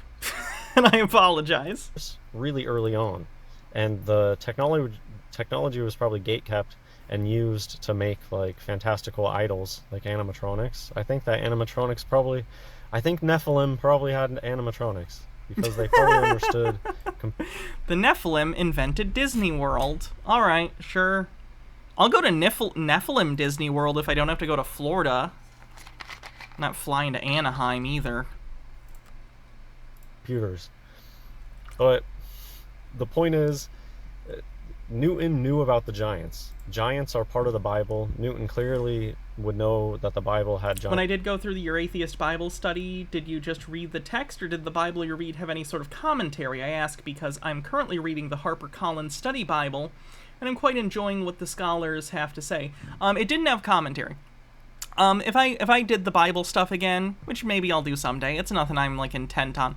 Right now, in fact, I'm thinking about doing more edited content and not, like, the Bible thing, but, like, some investigative stuff. For instance, this is a complete non sequitur, and I apologize that I'm getting rambly today. I did take my meds. But I did want to bring this up because this is something I'm planning on doing research into and maybe producing a short video on. And this just made me think of it because I want I know I have a lot of trans people in my audience, like myself. What was I gonna... Sorry. I'm scatterbrained right now.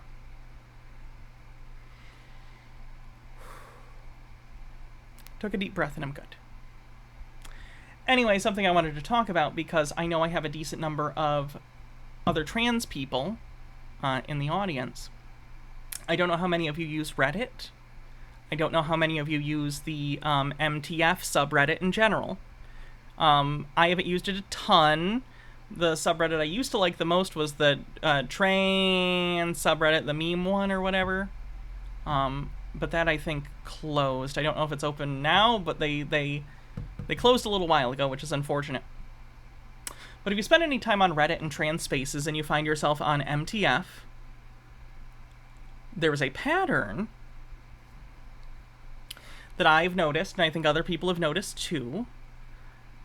This came to my attention more so when recently I had interacted with a lot of transphobic people because I was on that, Finbro, like, podcast thing with the Bed Bath & Beyond people, and then I got attacked by a bunch of transphobes on Twitter, which is unfortunate, but it is what it is. One of the things...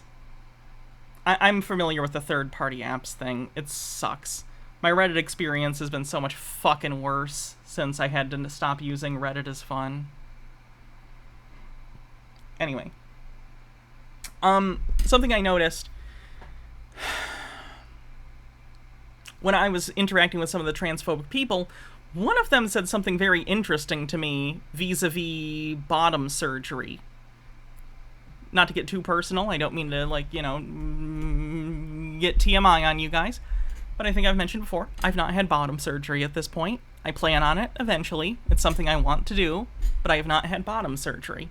Don't remember how this came up in the conversation with this person. They may have asked, or something, and I'm not uncomfortable answering questions about that, but I always make it clear, like, that's not a cool question to ask people. It's incredibly rude, but I will answer.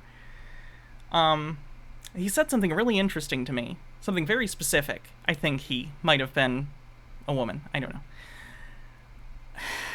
He said something along the lines of, Haven't you seen the MTF subreddit? There are people on there all the time talking about how much they regret bottom surgery. Which made me go, you guys know how my brain is as an investigator. I've decided to start calling myself that for no reason. I haven't earned it, but I'm gonna. As an online investigator, my brain went,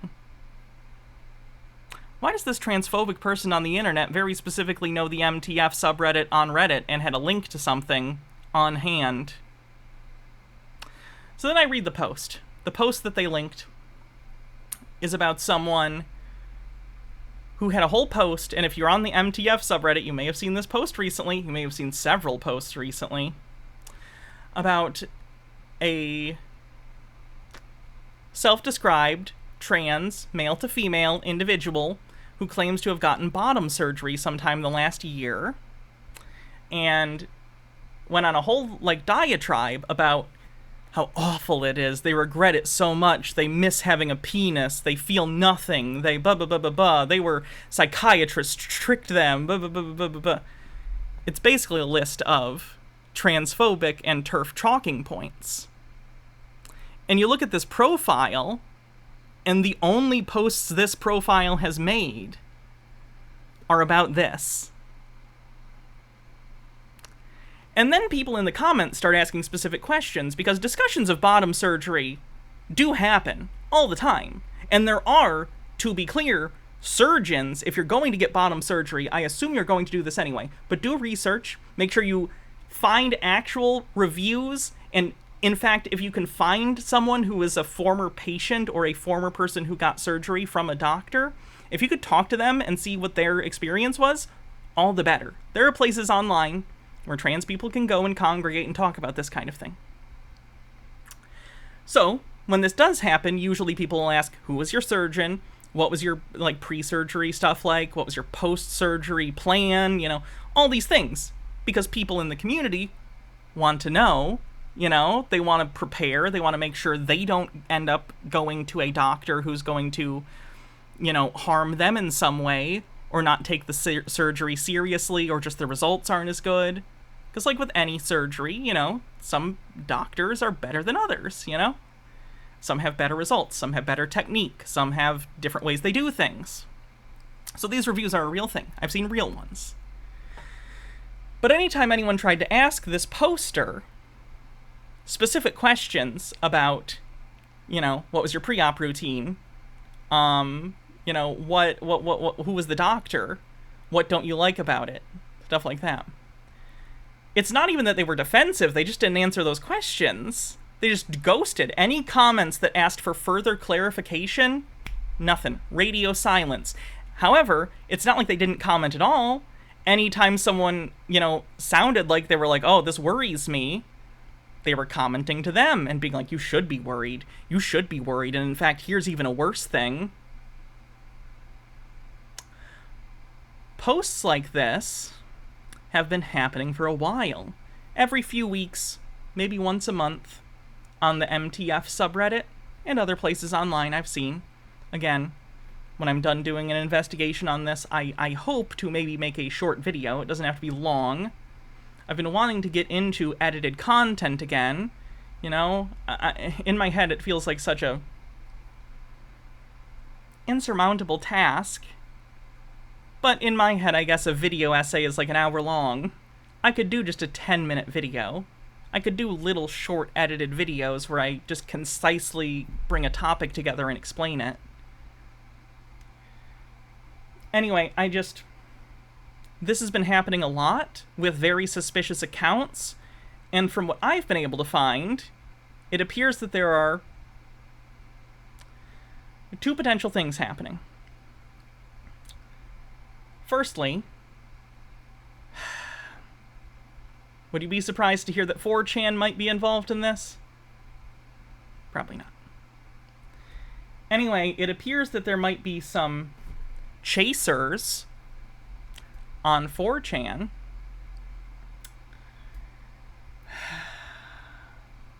who basically want to discourage trans women from getting bottom surgery because they fetishize trans women. They fetishize the fact that trans women pre-bottom surgery have a specific anatomy.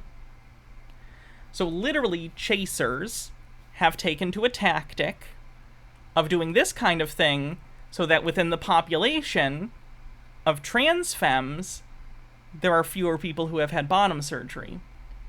So to be clear, what I just said, in brief, is that these people with a fetish are trying to harm people and gaslight them into not doing a surgery that statistically will make them much happier because they want to keep this person as a fetish object. A person they've probably never met. This is just they're shooting a wide shot, on the internet and the communities.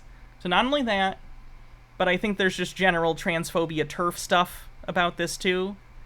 I haven't been able to find at this point, I don't necessarily know or think this is a thing where there's a specific post somewhere where it says, hey guys, here's what we're gonna do. Here's a list of bullet points. We want you to go and make a bunch of fake posts whenever you can, and here's the points that you should hit. Because it doesn't appear to be a copy pasta, it's not directly copy-pasted, though in this day and age it's certainly, that's almost interesting. Now I'm thinking, in this day and age, you wouldn't even need to make a direct copy pasta in order to have people astroturf a site. You could literally have a key phrase that says, in the style of a Reddit post, write a story in which blank, blank, blank. You could have this as a copy pasta that you then tell people to put into, ChatGPT, which will then create what appear to be, at least at first, unique posts, all hitting the same talking points. If you give it a list of talking points and then tell it to write it in the style of a Reddit post, you could basically produce virtually infinite astroturfing posts and post them whenever, wherever you want. And as long as you do a cursory editing of them, you could probably make it relatively convincing, at least for a place like Reddit. Again, this is speculative. This is the first time I've even been thinking about this. I hadn't considered in my head, in this day and age, astroturfing is easier than ever, because you can literally, for the purposes of something like this, where it's not being scrutinized very heavily, you could put out a bulk of fake posts. Anyway, the overall point I'm trying to make in terms of just being worried about my audience, especially, and I care about you guys. I know it's parasocial, we've never met, I don't know you guys, really. I understand that. There's always that line, and it's good that that line is there both for you and for me. I would never want to take advantage of the fact that you guys, some of you maybe view me as someone you listen to every day or whatever. To be clear, there's always that line, I don't really know you guys unless you're someone I actually talk to, which there are a few people I've talked to through chat, other streamers, usually. But there are a few people that maybe were in chat and I've talked a few times to. But even then, there's a professional distance, But I do want you guys to know I care about you, and I've been struggling a lot lately with feelings of what am I doing in this job? Obviously it's entertainment, I do silly stuff, I talk about silly crap all the time, But especially when I was dealing with, the Bed Bath & Beyond people, which is still an ongoing thing. I'll cover that again in the future. Seems like in the next 24 hours, by the way, if you want an update on the Bed Bath & Beyond thing. I think in the next 24 hours, they're supposed to have their moving forward plan submitted to the courts. So within 24 hours, we'll probably have some more info on the Bed Bath & Beyond thing. But other than that, going on that PP show, which is still funny to say, I know. Going on that show made me feel really bad. And it's not the reason you might think. Obviously, I was treated pretty rudely. If you watch that clip, I've posted it to YouTube, and you can find it on their show as well. I was treated fairly rudely. I was talked over. I was belittled. I was made fun of. Which fair enough. It's like a podcast on the internet. That's gonna happen. That stuff doesn't bother me that much. Believe it or not. In fact, in some ways, it was a little affirming. And what I mean by that is, I think a lot of trans femmes can relate to this. I was called hysterical. I was told I was talking over everyone when I wasn't, if you go back and watch that clip. I was basically treated sexist because, you know, they perceived me as a woman. They didn't know I was trans at the time, you know, during the actual interview, so the people I was talking to weren't being transphobic. Only after did a lot of these people come out of the woodwork on Twitter and elsewhere and message me and say mean things. Typical transphobic things that if you're trans, I'm sure you've heard, if not firsthand, you've seen, because it's the internet. But that wasn't the part that bothered me either, you know? I mean, don't get me wrong, I won't lie. That bothered me. It always bothers me to some extent, but I always reach a point where I realize that and I just start blocking. Sometimes I'll try to reach out to these people because I do think on some level I am more equipped than others to make a Hail Mary attempt, and that attempt is always generally to plant a seed of understanding, you know? Sometimes I recognize that people's bigotry, sometimes it's planted deeper in some than in others, and some people it's close enough to the surface that you can get to the bottom of it, and maybe even by just being a presence, even briefly for that person, that isn't hostile, that's understanding, that's asking questions instead of just, like, responding in anger. And in fairness, I'm not saying you're wrong for responding to transphobia with anger. That anger's understandable. I'm not taking that away from you. That is your right. That anger is your right. And you are free to do that, and you shouldn't feel bad about that. However, I think because of who I am and what I do for a living, I think on some level I'm more capable of putting some of that on myself and trying to communicate, you know? Anyway, what's been bothering me isn't the transphobia. It's more guilt. I feel guilty because on some level, when I went on that, like, pee-pee show, I so badly want them to be able to see what I can see. And not even necessarily the people on the show, you know? I think PP Seeds and Michael, ABC, a lot of people on that show, Kais. I don't intend to necessarily persuade them, but it does make me feel bad when I make no progress, you know? It makes me sad that I can see people being taken advantage of. I can see people being milked for their money, being brought into financial conspiracies, and I feel helpless because there's nothing I can do. I've always felt that, like, the skill I have is being able to communicate. Sometimes I can be funny, sometimes a little insightful. At least I try to be. But when you do your best in something like this, and I've been doing this for over a decade. I started on the internet over a decade ago, you guys know, in my edgy atheist, early on anti-theist days, because I was like 17 and bitter about a lot of things. But even back then, I remember one of the examples I used to have was, you know, when I would talk about creationists or try and debunk creationists, I would say, when they would say, inevitably, you know, evolution's only a theory.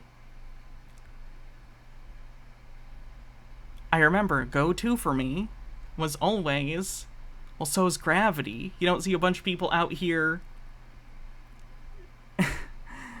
saying gravity is just a theory and that it's not true.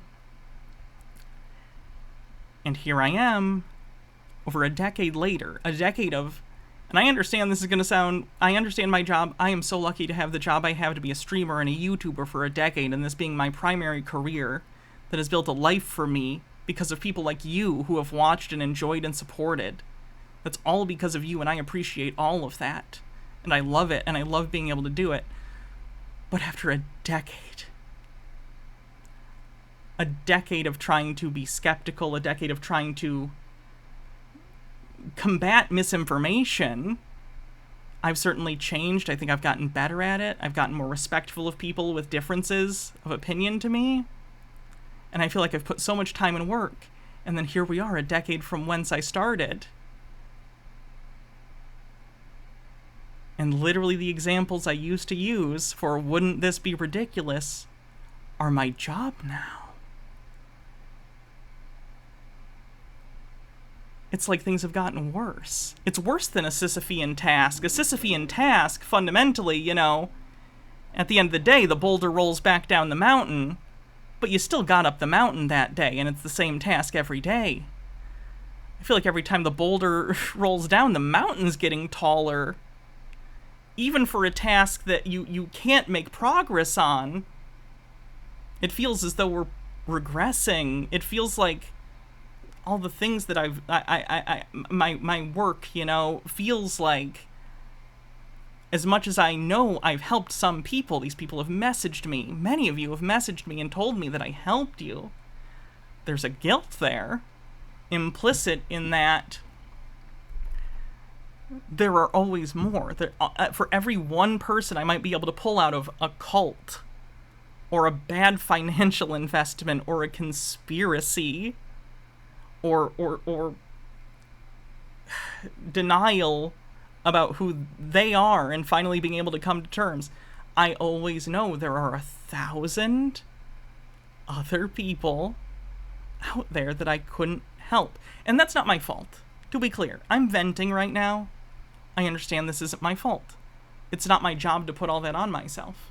I can put information out there and I can try and be persuasive, but at the end of the day, I'm one person, just a random person on the internet. The best I can do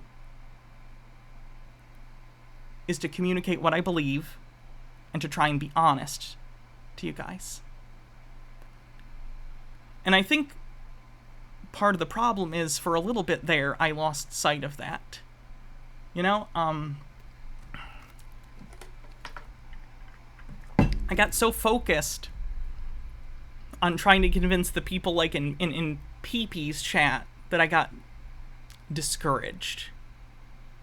You know, I can't force people to not be in cults. I would like to continue to be able to go into those spaces and confront people and talk to them. But I just have to not let it get to the point where I feel discouraged because I can't get the person in front of me necessarily to change their mind. Of course I can't. That's not how things work. What matters is that I am creating whatever in my job, in this streams, these throwaway streams that are going to be forgotten. You know?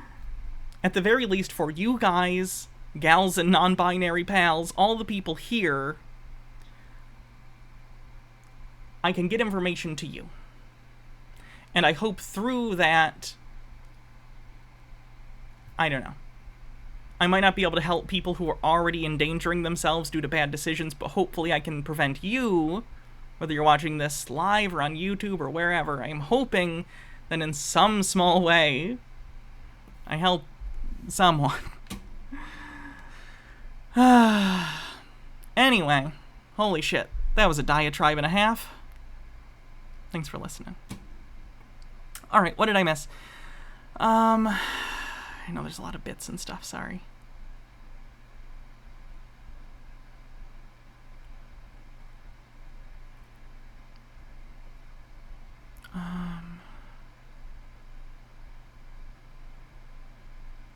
Peacockasaur says, I'm cis, so I'm probably talking out of my ass. MTF is a weird name to name a subreddit for trans women. Wouldn't it be rather called something like transfemme?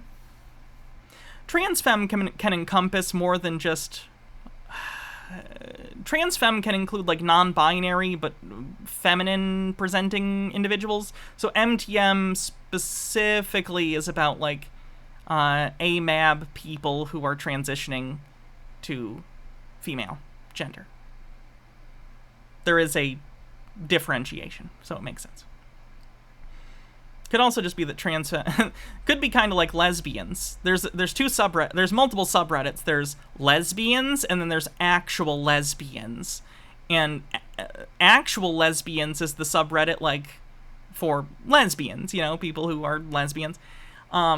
They had to call it actual lesbians, though, because the name lesbians was already taken for the pornography subreddit. So it's possible that transfem is a porn subreddit. I don't know that to be the case. It's just it wouldn't be the first time something like that has happened on Reddit. Hydrate. Anyway, what else? Thanks, Cthulhu Flower. I appreciate it. First name bunch of numbers. First name bunch of numbers with a link. Shocked. Well, not that shocked. I don't even know that was in response to, because it had been a while. Sorry. Blackwing Hecate says, boy, I walk away for a couple minutes to talk to a friend. What happened? I don't even remember how that started. Midnight, thanks for 28 months, says, hi everyone, just know you're all awesome and valid. Anti-Pretzel says, that's the unfortunate part of being on the spectrum. One common trait is the fact that we can be either super empathetic or apathetic to some people. Sometimes it hurts to care. Again, I do want to point out, my therapist thinks I might be autistic. I've never been officially diagnosed. I understand that people who are autistic in chat have said they also see some tendencies in me that they think are behaviors that are... But I want to be clear, I've not been officially diagnosed ever with anything like that. So, not that there is anything wrong with that. I'm just saying I am not trying to appropriate something that I have not been diagnosed with. Tea with Goblin says, I think a lesson I learned when I got into my 30s was about the ability to pick battles. Activism and community advocacy are similar, but distinct. To be a good activist, you need to be empathetic and understanding towards people that aren't like you, so you can effectively communicate. You have that in spades. Advocacy is being able to look after your own community, including yourself, and that involves knowing when to walk away from a conflict and protect you and yours. Love you too, Mr. Blast. Ashy Woo says, just think of all the folks you've helped. If you and Jake hadn't helped me get out of my conservative Christianity, I wouldn't be able to go to get a master's in clinical mental health counseling with the intent of helping trans kids in a rural area. I know there are so many others who have similar stories and are doing great things in their communities. I'm really proud of you. I really am. And I appreciate you attributing at least some of that behavioral change, some of that agency in what you chose to do to me and Jake. But I think you would have done that regardless. But I appreciate being there along the way. Dr. Gamble says, I have a comic that took me forever to find, but it covers the complexity of making everyday things in response to Hans. Thank you. Take a look in a sec. Let me get done with the bits messages if there are any more. First name bunch of numbers says, hey, I'm always going to value the times I've spent here, and now you can value it too, because I've attached $1 to this message. Thank you. Isaac Inanimate says, your subjects aren't your audience, and it's your audience that makes you successful. You make great stuff, keep it up. Yeah, it's not even about success. I don't know. My goal in life is never, I don't ever expect, like financial, I don't ever expect to be taken seriously or to make a bunch of money. I just want to be able to communicate things to people effectively and try and help people through that if I can. And on some good days, I think maybe I do. Let's see.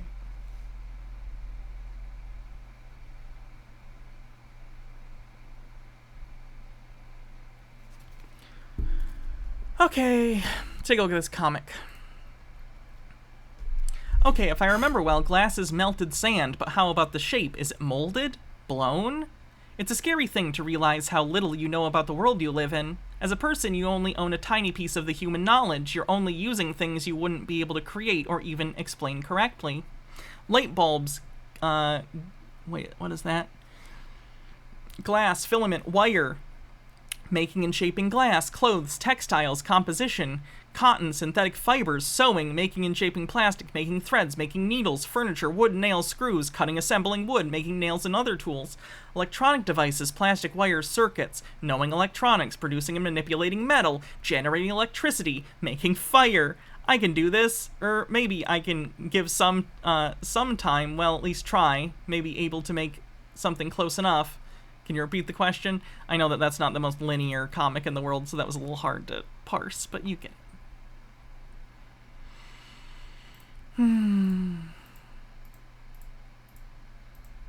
Alright, where was the Hans thing? That's what we were on. Science in it. MH Darkbeast says, remember, Hannah, you're one of us. Also excited by the Criterion release of it? I am!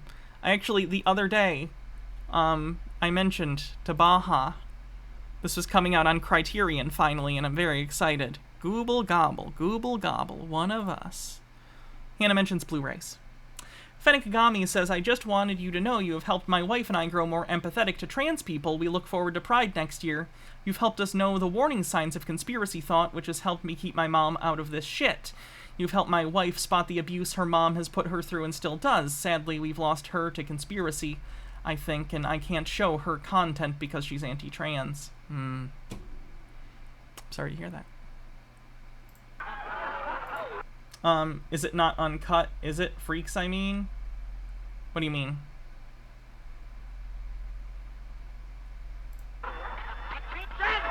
For those who don't know, this is a film from 1932.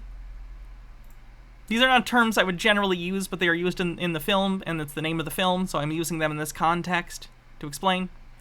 In a historical context is how I would use the term freak show. Okay? I don't think it's descriptive of anything going on today, or should be descriptive of anything going on today. However, I'm sure many of you are familiar with the concept of the old circus freak show. This movie is called Freaks. It's made in 1932. It is about a troupe of circus freaks who are sort of a found family for each other. And throughout the film, by the end, they take revenge on the owner of the carnival who is mistreating them. And all these people were played by actual former circus freaks. Because that was still a thing in the 30s, unfortunately. Tube Man, thanks for 35 months, says, woo, tinfoil. There's 20 minutes of footage was cut. I'm actually not replaced by reality TV. I don't think that's a untrue statement. Humans have always in some way liked to feel superior to others by pointing and laughing at people who do not fall into certain categories of either looks, identity, or behavior. You could argue that some of what we do here is that. Certainly, I believe that it's, you know, at least mostly for me, a feeling of curiosity and interest in the subject. But I'm sure that was the case for a lot of people who, you know, felt they were interested in quote-unquote freak shows, too. Am I less morally culpable? I don't know. But anyway, the things that we look at are different. So, like, back in the day, physical differences, you know, what would be considered physical abnormalities, people would look at those and go like, well, at least I'm not that person. Also novelty. Nowadays, we more base that kind of thing on social behavior or beliefs. Look at something like Honey Boo Boo, which I know is not a new reference, that's actually not even a show and hasn't been for years now. When you look at something like Honey Boo Boo, it's not so much look at this person who has some sort of physical difference, though some of it, and when I say physical difference, I mean something you're maybe born with. I more mean like that kind of show is based on look at these people who act trashy, quote unquote. Sort of the same thing, but with class and behavior. It's interesting. Anyway. And he probably knew about the whole history resets and how... Yeah. It's like a lot of things in history. Sideshows, I'd imagine, for a lot of people were the only way that some of these people could make a living. So for them, many of them, I'd imagine it was a form of independence as much as they could at the time. Bear in mind that, like, if they weren't in a quote-unquote freak show, there's a decent chance they would have wound up in some sort of institution. Which, I don't know if you know this, institutions in the 1930s, not a fun place to be. Not a fun place to be today either, but it was worse than the 30s. So, like, it sucks. It's a fucked up system. Like, it was a fucked up thing that was commodified. Ugh. Anyway. Or an attic. We can't put anyone in the attic. That's where I keep the giant metaphorical representation of an absentee father shaped like a giant dick and balls.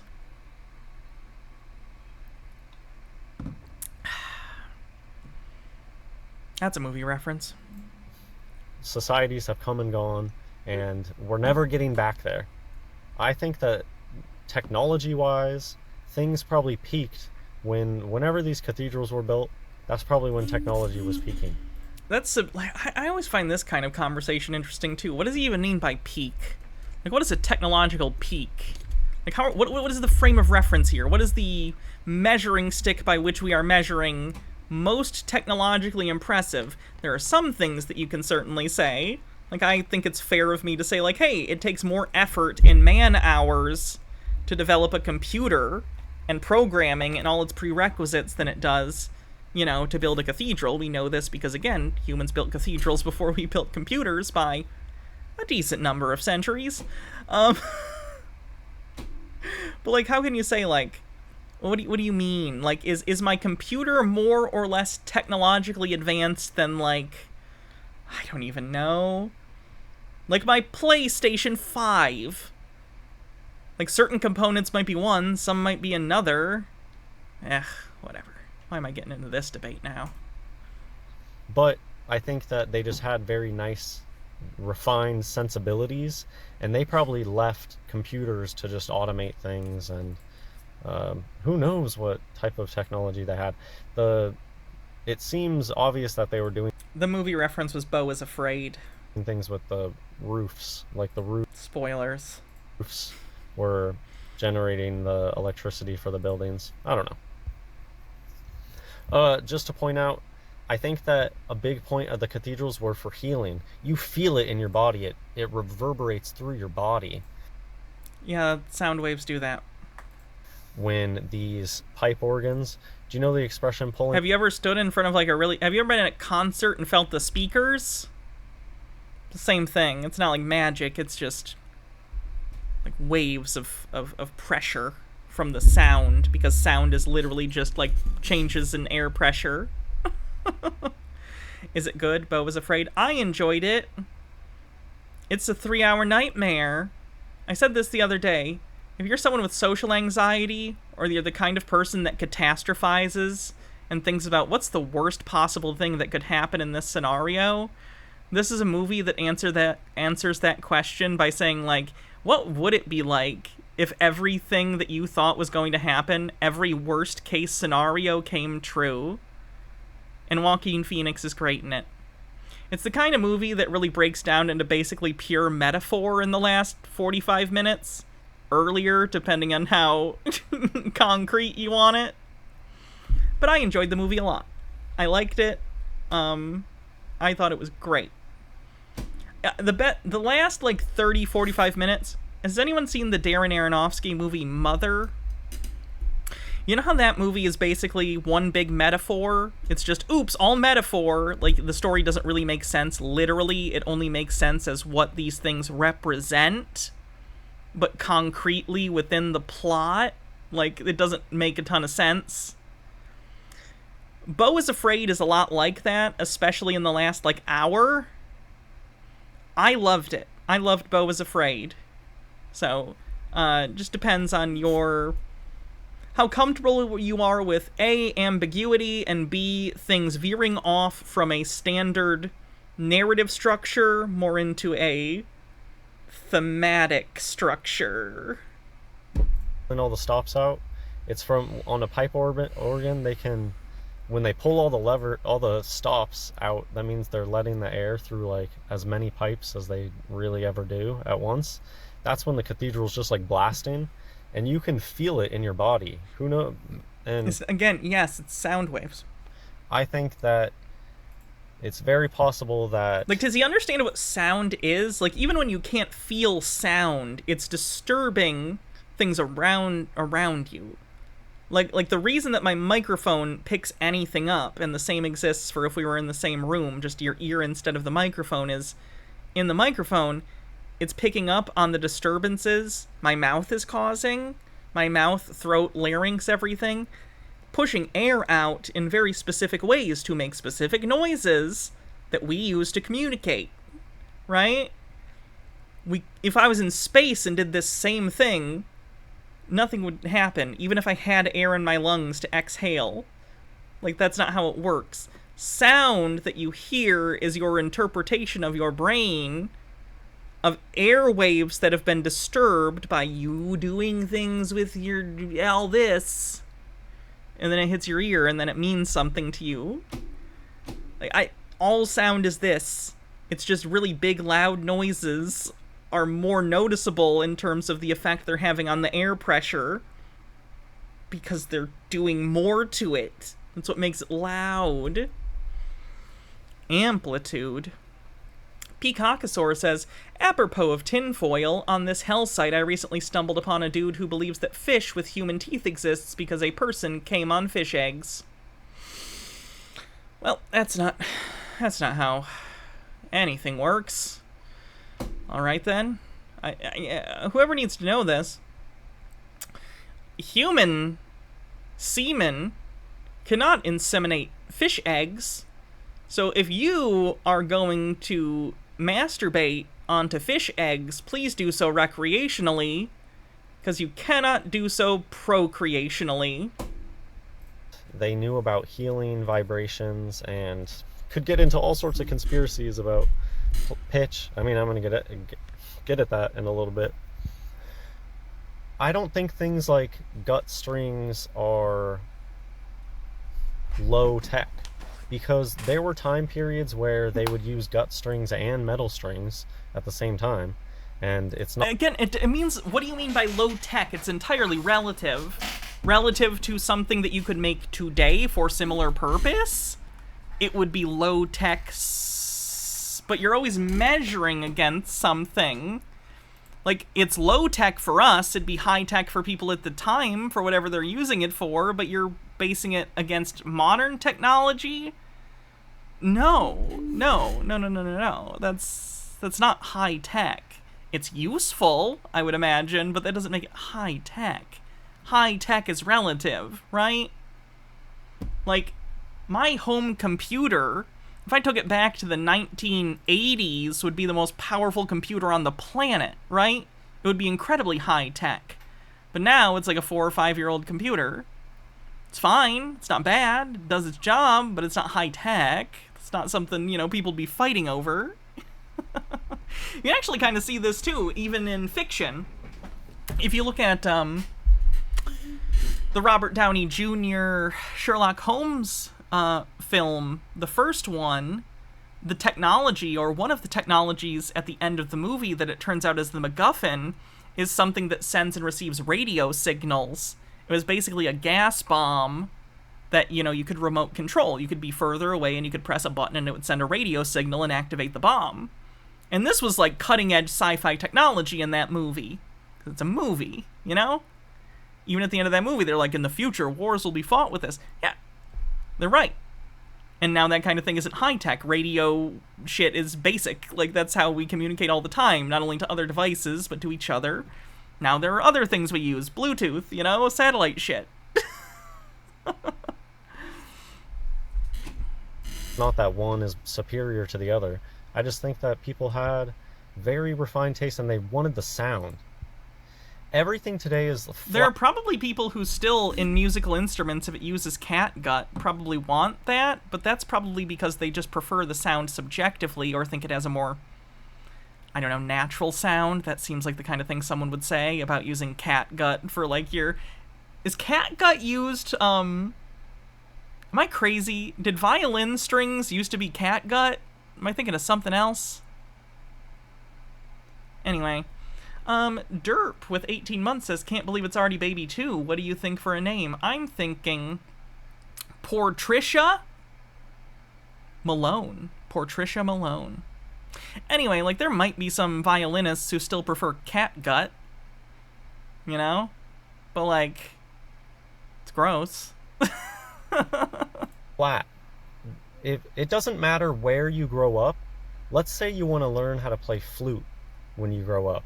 It doesn't matter where you're born, you're playing the silver bohem flute, and you're only learning how to play that. Not necessarily. Like, when I was in school, there were people with different colored flutes. You can go to, like, a Marshall's Music or any music store, and there are a wide variety. Let me actually pull up, like, a page for flutes. beginner flutes, especially for kids. There are sometimes like plastic instruments that they could try out, especially if they're younger. You can see something like this. This is just a plastic recorder. Hold on. I can play Hot Crossed Buns probably.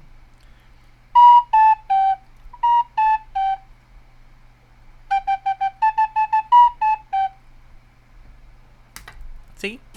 No, but the point I'm trying to make is no, there are all sorts of different kinds of flutes.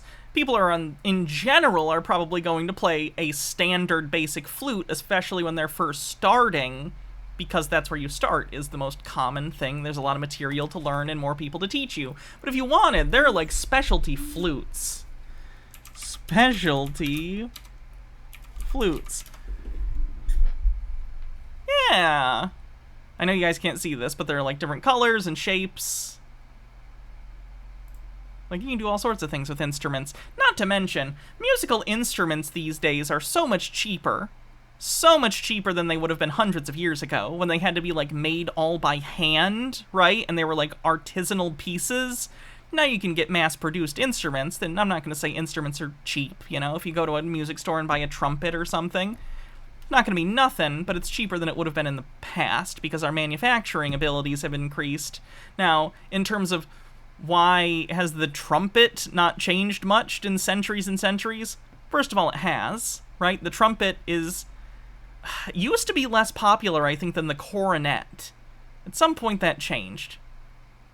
But, like, things do change and new instruments are invented, but music is a cultural thing. Music is an artistic thing. So, like, just because we could, let's say, invent a trumpet with, like, instead of 3 valve buttons, what if we had one with 4? First of all, that probably exists. But the reason that that's not done is because music is an artistic endeavor, and typically people play music on the same instruments as other people, and they play music composed by other people, so some level of standardization makes sense, you know? Like, oh, you want to play brass? Alright, in this band we do trumpets, saxophones, yada yada yada yada. It's tradition and cultural.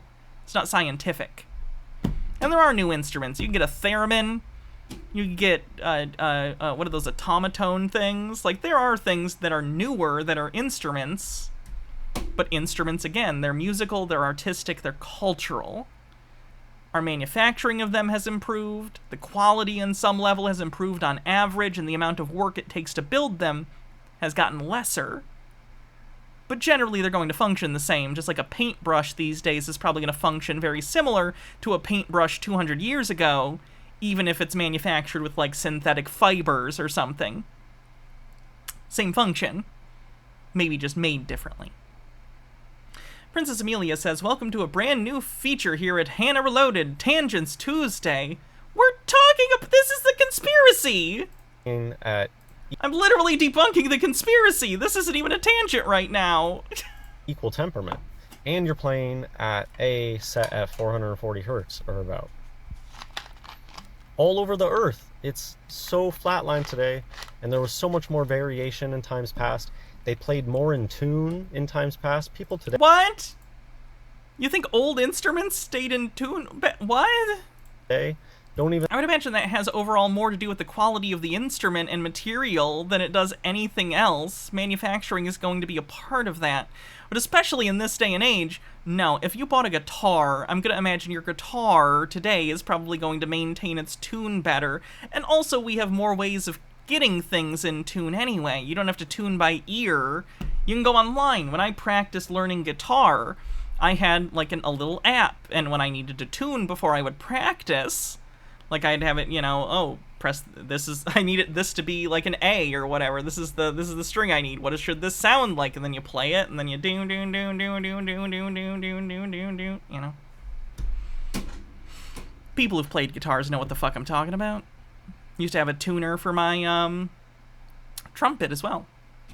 And that was more like, in terms of tuning a trumpet, you're more trying to get yourself right, your embouchure and everything.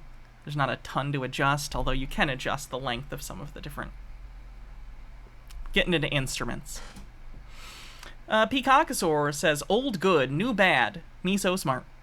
Dread Pirate Mick says, the electric guitar was invented in 1931, less than a century ago. Without it, no rock music. Oh, that's very true. Very true. Steve with a Q says, Hans is probably just misunderstanding the difference between the various historical intonations. What do you mean historical intonations? Could you explain this to me? Cloud Wizard says he's talking equal tuning versus older kinds. It's a real thing. They used to use perfect ratios and now we use equal divisions instead. Oh, I understand. So it's just the way that we...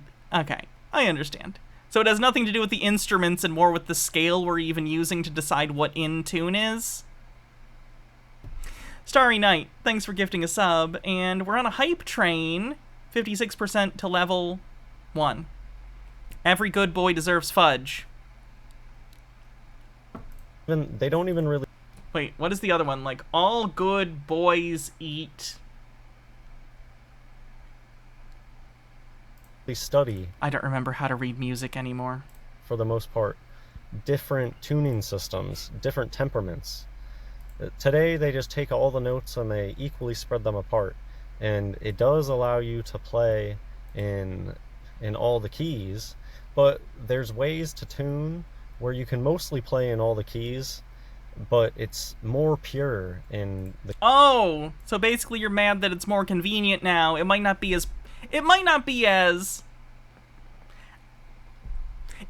quite as accurate to whatever you're playing necessarily, but it's better for a broader variety of reasons.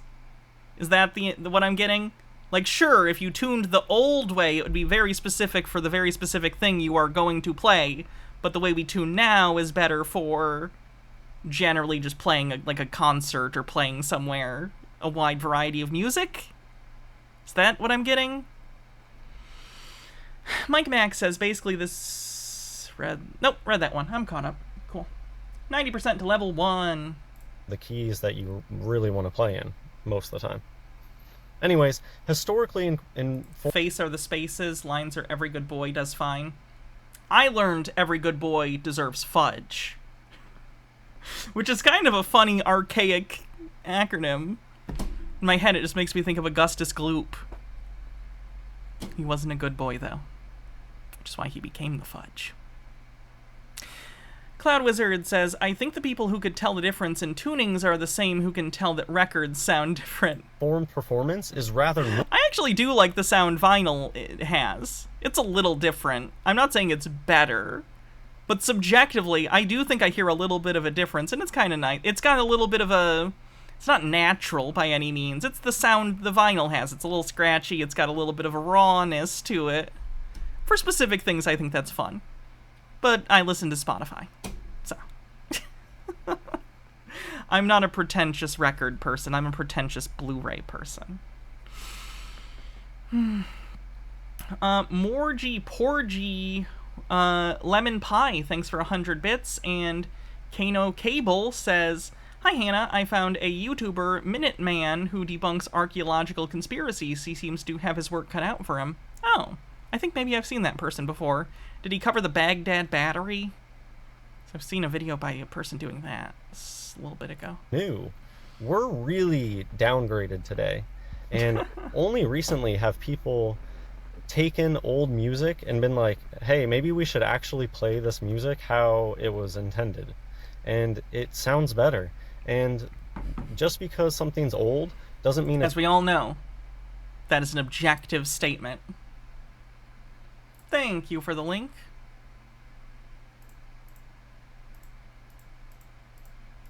It's worse or lower technology. These are just things that you can... Weren't Oompa Loompas basically slaves? It's kind of Harry Potter rules where they're definitely slaves, but the author thinks the fact that they think being slaves is awesome makes it okay. Look into. I don't think that these are low-tech flutes. I don't look at a... These aren't low-tech flutes. I mean, what does that even mean? Silver flute. A silver flute looks kind of more like a flashy thing than... Excuse me. Nemesaur, thanks for gifting 10 tier 1 subs.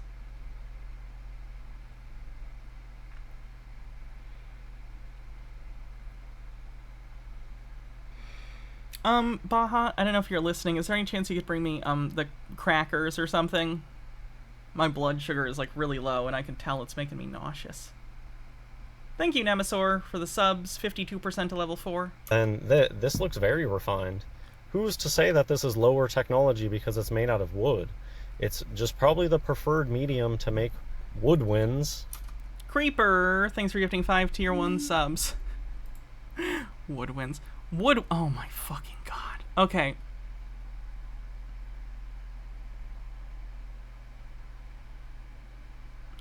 So, woodwind.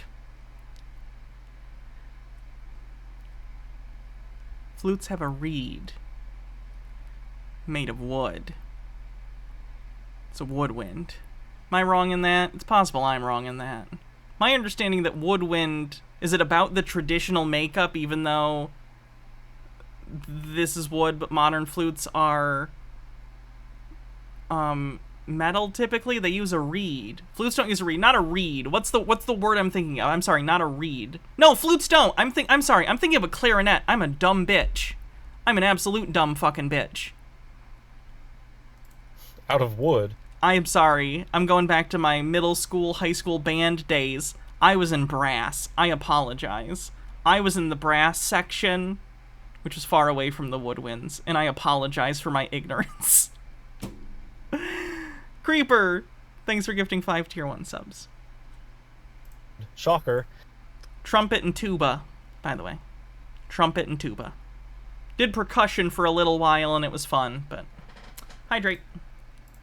It's probably just... I was the second chair trumpet. The preferred... First chair tuba. Does it matter that I was the only tuba player? Of course not. How dare you ask such a biting question. Thank you, I appreciate it. 46% to level 5.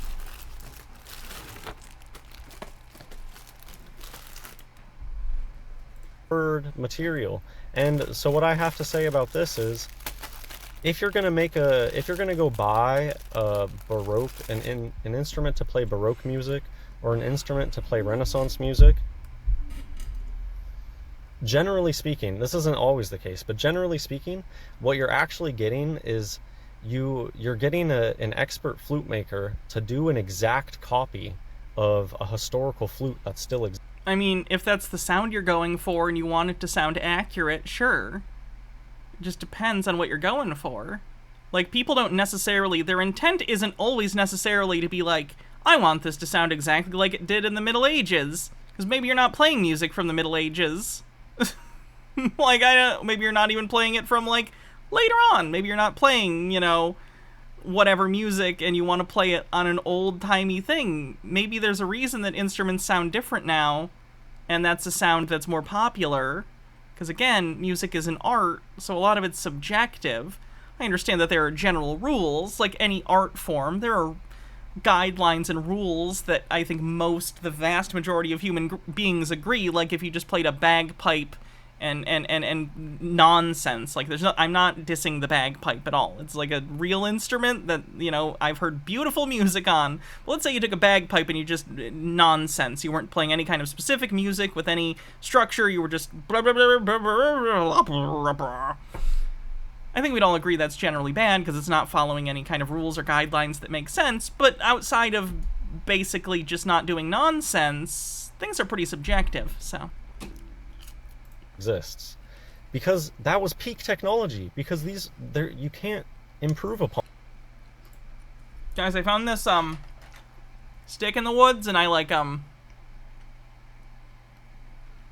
drilled a hole in it, and then I put some holes in the top, and look at this.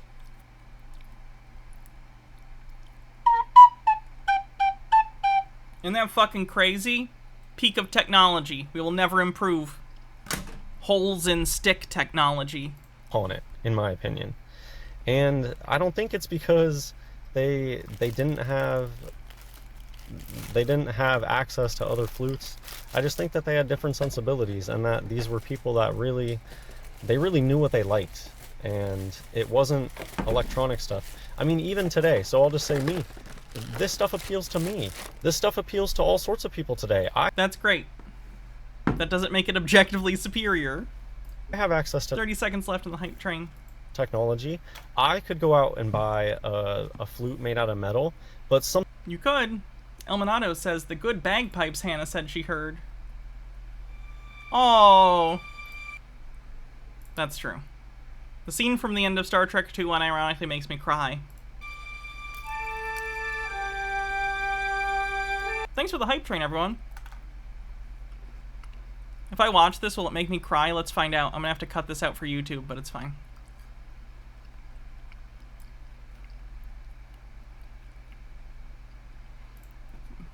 No!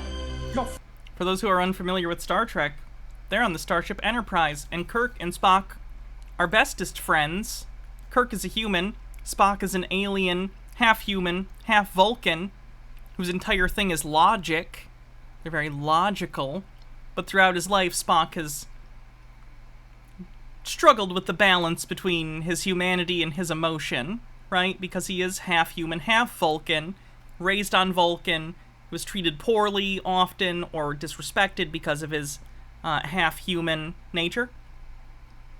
Anyway, through his relationship with Captain James T. Kirk, as well as Captain Pike, all sorts of experiences, by the time of this movie, Spock has come to a better balance in his life regarding emotionality versus logic, and has come to a place where he has made peace with all of that.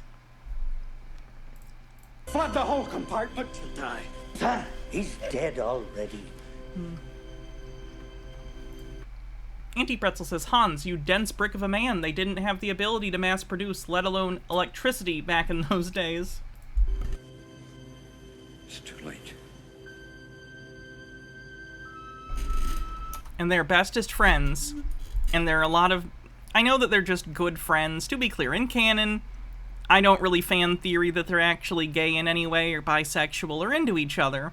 I think they love each other like brothers. I think that, in my view, although fan fiction is fun and I have no problem with it, my perspective is they love each other like brothers, basically. Which is impactful, too, to me, especially after what we find out about Spock's family situation. The fact that he had a sister, an adoptive sister, and a half-brother, and both of them were out of his life. I think Kirk helped be that supportive sibling, you know, relationship that helped make each other better. But I did want to acknowledge the shipping.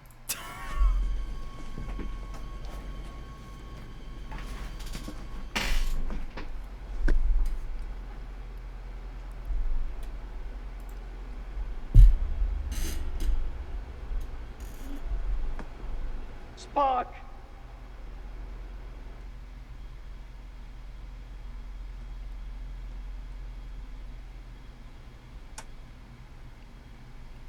The ship was gonna blow up if Spock didn't go in there and open a radiation thing and do something, so he got heavily irradiated. Have I not seen Spock's face when he sees Kirk isn't dead? That's as in love as someone can get. Let me show that clip.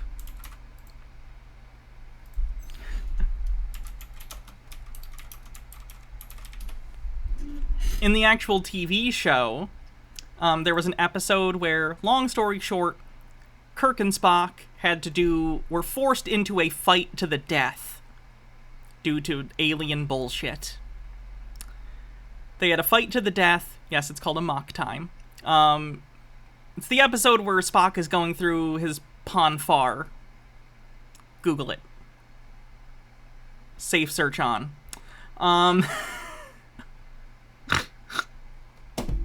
Anyway, they fought to the death. Spock believes he killed Kirk in this fight, when in reality Kirk used subterfuge to make everyone think he was dead, but he's not really dead. This is Spock afterward.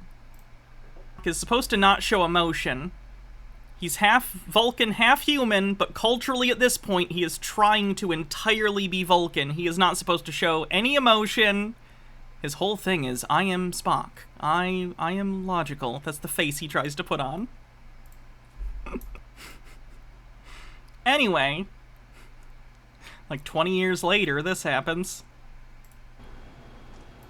See ya, Cthulhu Flower. Hope D&D's good. We are getting back to conspiracies. I know I've been all over the place today.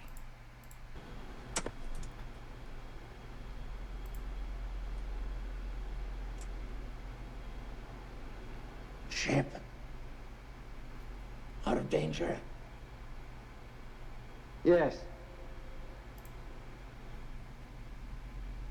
There are no subtitles, sorry. Don't grieve, Admiral. It is logical. The needs of the many outweigh The needs of the few. or the one.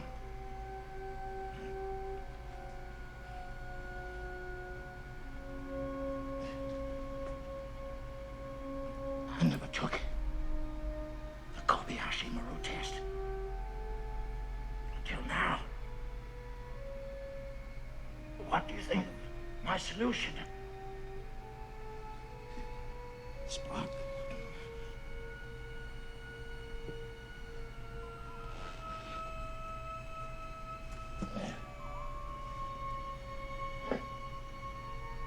I have been and always shall be your friend.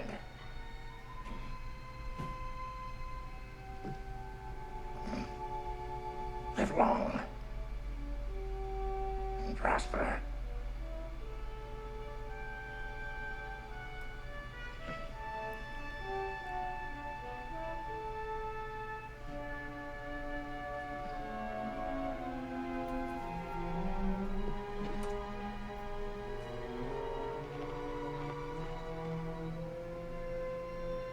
No.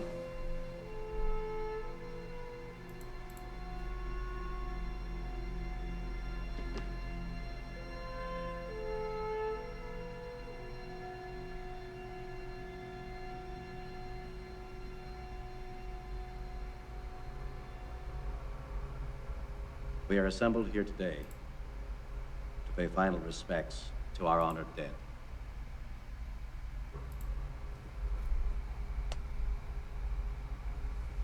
And yet it should be noted that in the midst of our sorrow, this death takes place in the shadow of new life, the sunrise of a new world, a world that our beloved comrade gave his life to protect and nourish. He did not feel this sacrifice a vain or empty one, and we will not debate his profound wisdom at these proceedings. Of my friend, I can only say this.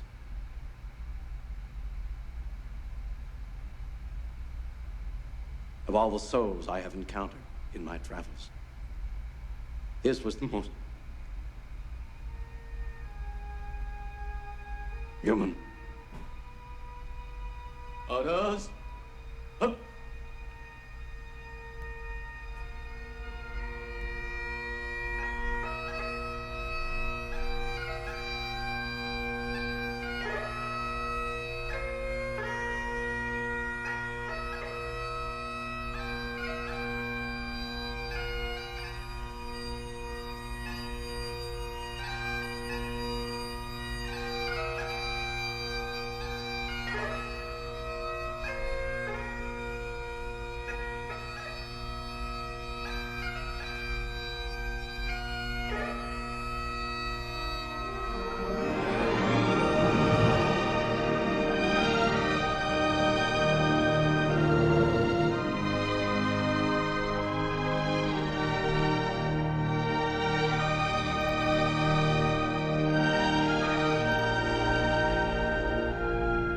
One of the best fictional character funeral scenes and death scenes of all time. Unfortunately, about 5 minutes later, the casket/Genesis missile destroys that planet. So that's unfortunate. Oh wait, the planet had already been Genesised by the Genesis missile, and then it started getting destroyed, and they had to go get Spock. Love you too, Pa. Anyway, Spock got better in the next movie, so it's fine. Something appeals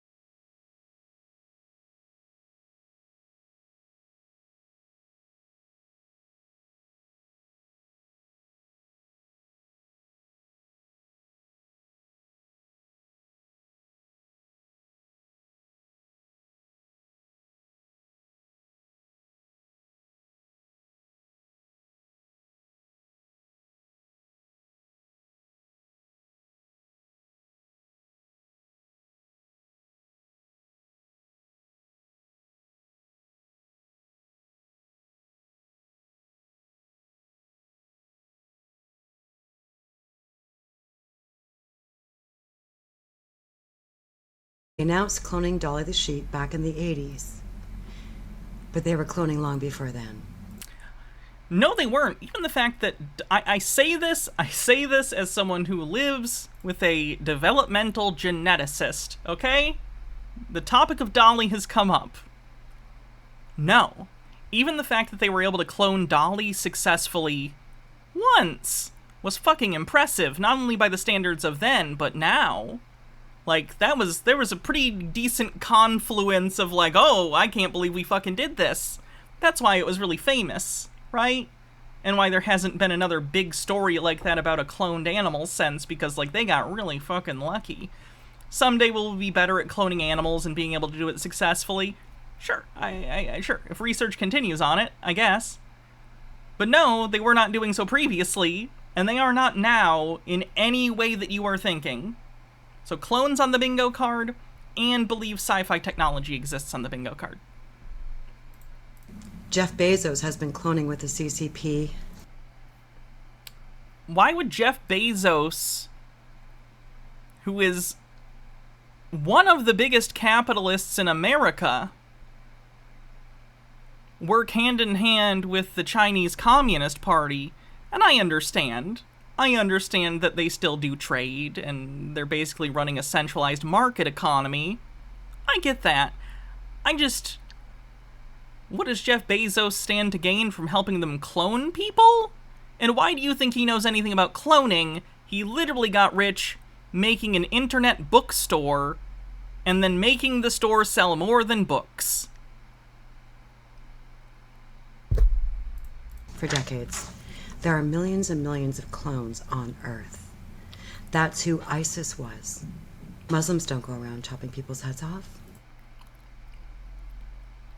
Okay, so, well, on the one hand, I'm glad that she isn't using the actions of specific terrorists within, like, ISIS or Al-Qaeda in order to somehow try and justify bigotry towards people who happen to be Muslim. That's good. But also, it's not a psyop. No, ISIS absolutely existed, and the adherents are doing so based on their belief in the Quran and their belief of what Islam teaches. I think they're wrong. I think that their beliefs don't necessarily reflect the beliefs of the vast majority of the Muslim population, which is why it's good you're not judging other people based on that. But it's also inaccurate to say they're not Muslim. They are. They're just a very extremist, hardline, right-wing authoritarian kind of Islam. That's who the PLA are. That's who Antifa are. Antifa's ISIS now? Most everyone in mainstream fake news media are clones, or they have a clone. Oh, we're clones now. Okay. Hollywood, they all have clones. The key to everything is clones. Why? There are Q drops where he says Q claimed as a source in the bingo card. Placeholders, and he uses the square boxes. Placeholders means clones. Once you figure out the clones, you figure everything out. They're bombarding us with clones. That's who's starting all the fires in France. That's who all the bad... The French Revolution, hundreds of years ago. Also clones, believe it or not. ...actors are. I know she's talking about currently. I was just making a joke about her thinking the French Revolution. It's not that there aren't some humans that haven't been dragged into it, sucked into it, and utilized. But they can kill a human being and clone it and turn it bad. That's what they did to... Is the Bezos Marxism thing count for the space? Sure. Jim Carrey. Jim Carrey was on his way to spiritual enlightenment, and so they killed him and cloned him. Jim Carrey is alive. I would have heard if he died. And so what the White Hats did was they turned the game around on them. And they got control of the cloning centers, and they got control of the clones, and they arrested all the real people behind the scenes. Terradona with 100 bits says, so, Evil Genie, you're telling me Clone High might exist. And executed them. And now the clones are just going to play out the playbook. That's what Q meant by enjoy the show. Yikerinos, she thinks everyone in society is potentially an actor, like The Truman Show. That's an interesting connection. Gnome Pickles says, I was walking about in the CNN offices when I came across the Wolf Blitzer clone storage room. Seeing all of these old men fighting for their food pellets was just sad. Enjoy the show. The key to...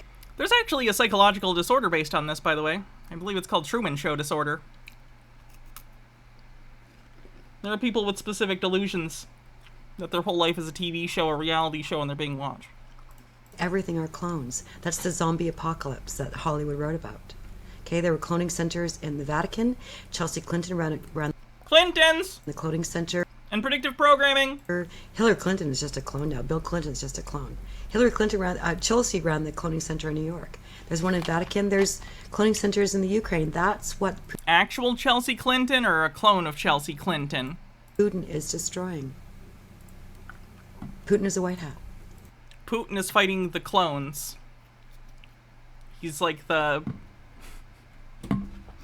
It's like the cis army? The centralized... That's what they were called in yeah. Like the guys who weren't on the Jedi and Republic side in the prequel trilogy. They're called the cis, right? What does that stand for? Centralized something systems? Clones. Confederacy of Independent Systems. Alright. Figure it out. That is key to everything. Clones. Okay, so that was about clones. Here's the Hitler one. Sorry. Overt anti-Semitism on the bingo card. This video is for all who defend Naomi Wolf. Naomi Wolf has been on Steve Bannon's show or something, and I guess she's an anti-vaxxer, but also she's like a proponent of right to choose, and she's really upset about this. JP Black says, Star Wars Episode 2 Attack of the Clones is predictive programming. No, obviously Episode 4, A New Hope, when Obi-Wan says, your father and I fought together in the Clone Wars. That's the PSYOP. That's the predictive programming. Episode 2 was George Lucas's attempt to cash in on that sweet, sweet predictive programming prequel expanded lore movie money. At that point, it all became about the merchandise and not about taking over the world. It's sad. People used to have standards. On Bannon's War Room. Here's your answer. Hitler did far more good than Deep State, Naomi Wolf ever. All right. So I've like I said earlier, something I want to do on this show is make sure that people are familiar, hydrate, people who are familiar with red flags, so that if they come across conspiratorial or cult-like thinking, I'll be able to hopefully pop up in your head and go, nope, that's not true. That's not a good thing to say. Red flag. A lot like in the movie Inception, how people hire inceptors to train their brains to recognize Inception. I want me to pop up in your head like Leonardo DiCaprio, except I'm married to someone appropriate for my age. I'm Leonardo DiCaprio and I pop into your head and someone goes, something, something, Hitler did a good thing. I should pop into your head going, oh, what? There is not a single thing, to be clear, in the history of the world that Hitler did that was A, good, and B, something that you couldn't find 10 trillion examples of someone who isn't Hitler doing that thing. No one picks Hitler randomly. No one in their Rolodex of historical figures in their head goes, oh, I need a random person for this example. Spin the wheel. Oh, Hitler. No. Because there should always be a filter where you go, am I making a point about fascism? Am I making a point about fascism or genocide here? Something that actually is happening? Should I bring up Hitler here? And then what you say should be about how Hitler is bad. At no point in the history of the human race, since World War II, even before World War II, since since Hitler joined the Nazis, since Hitler probably was, I would imagine Hitler wasn't a very good guy in his personal life either. Okay? Especially if you've listened to the Behind the Bastards podcast on Hitler. I swear to God, he writes like an I word. Like, he sounds like any of these. I'm not even kidding. If you've, like, listened to the Behind the Bastards and heard them talk about some of Hitler's writing from when he was in his youth, his teens, early 20s, like some of his journals, if you've ever been, like, on an, I'm not calling anyone this is what they're called, if you've ever been on an incel forum, I swear to fucking God, Hitler writes exactly like he's writing on 4chan. Like, he's got so many grievances. Oh, women don't like me. Oh, women like asshole guys and not me, who's, like, well-read and articulate. He's John Doyle. Young Hitler acted like John Doyle acts. And wrote and thinks like John Doyle acts, and I'm not kidding. It's pathetic. This is why it annoys me whenever people are like, if anyone compares, like, and we're talking about, like, John Doyle or Nick Fuentes or something, and no one takes them seriously as a threat, right? Like, oh, yeah, sure, they're fascisty, but at least they're like that. Hitler was like that! What do you think people like that are like when they get into power? They start like that, and then when they have power, one of the ways they kind of deal with, let's say, their inadequacies and, like, self-perceived bullshit is that they hurt other people. It's one of the reasons they get into fascism, is so they can make themselves feel better by putting down others. Anyway, take little fascist shit seriously, because Hitler was a little fascist shit at one point. Gardner says, this kinda happens. Gnome Pickles says, dude even said negative things about the Christmas truce and worked to find ways to avoid something like that happening again in the future. I was watching literally some clips from Doctor Who the other day, and every once in a while, Doctor Who will say something that they think is in the script, like, nice, and then I hear it, and it's the most dystopian shit ever. There's a scene in Twice Upon a Christmas, trying to give very few spoilers. The ending involves the Christmas armistice. For those who don't know, in World War I, there was a night where there was no official, like, truce or armistice called, but in the trenches, it was, I believe, it was Allies and Axis powers. It was Germany and I want to say the UK on the other side, primarily. There may have been, I'm sure there are people from other groups there too, but... and this was Christmas Eve, or Christmas, and they started singing. And both of the groups basically waved a flag and got out of the trenches and spent the day together, spent the holiday together, you know? Which is a crazy thing, you know? Not Axis, I apologize, it was World War I. I'm sorry. America brain. This is your brain on American education. My brain immediately goes to that. World War I, whatever they were called in... Whoever the people were in World War I that Germany's side was called. The side that Germany and the other people on that side were called. Anyway, the Doctor Who episode basically explains the situation of, oh, they all just stopped fighting. And then they say something, they go like, never happened again. Any war, anywhere. And they say it almost as though it's supposed to be, like, heartwarming, like, wow, humanity really pulled it together for this one, and it's like, fuck, that's depressing. The idea that humans have the capability of just recognizing, like, oh my god, they're singing, we're human beings, why are we in these fucking trenches murdering each other because a bunch of rich people told us to? But then the next day, they were just like, whatever, and then it never happened again. Someone write an alt, here's anyone who wants to write an alt history novel, here's a hypothetical. Okay, Christmas armistice, that happens. Instead of the next day going back into the trenches and continuing to murder each other, they team up and both decide, fuck it, we're going back and we're going to take over our respective countries.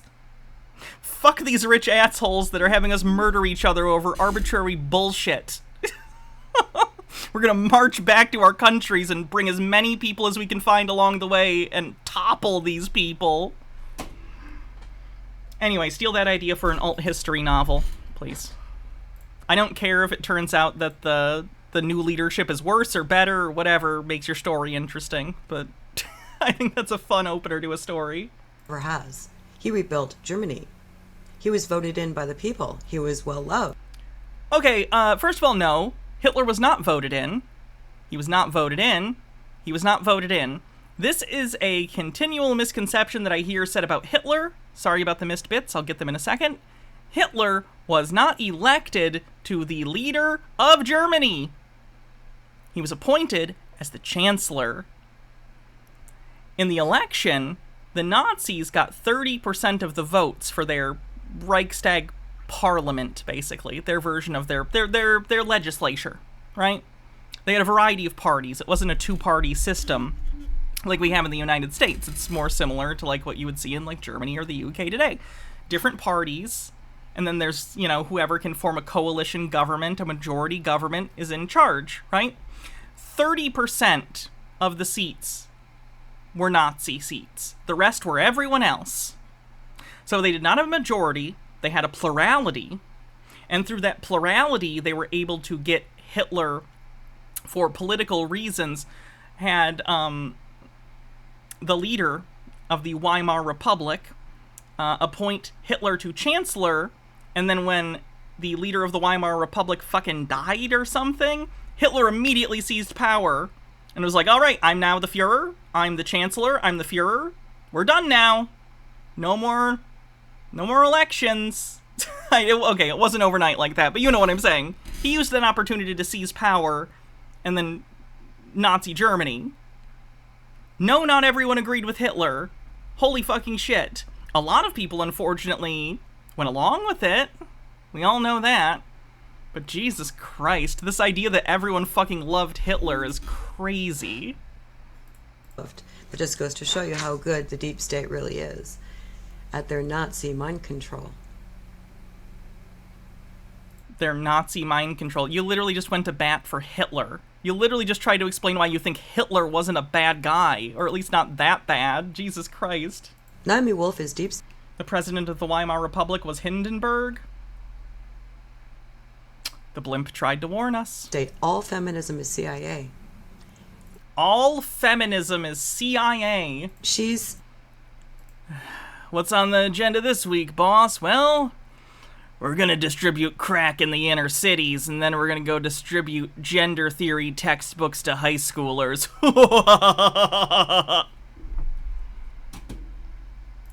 Responsible for the death of 60 million aborted babies. Their number one need is abortion, and they've put... Yeah, people should have access to safe abortion. Naomi Wolf out there to represent, to suck in Trump supporters. It's one of the sleaziest, most deceptive, and ugly things that anyone has ever done to President Trump and Trump. What did I think the Zeppelin was named after? I just never really thought about it. Like, obviously I knew it was raised, or it was about something. Sorry, I gotta go back and do those bits messages. But I just hadn't thought about it.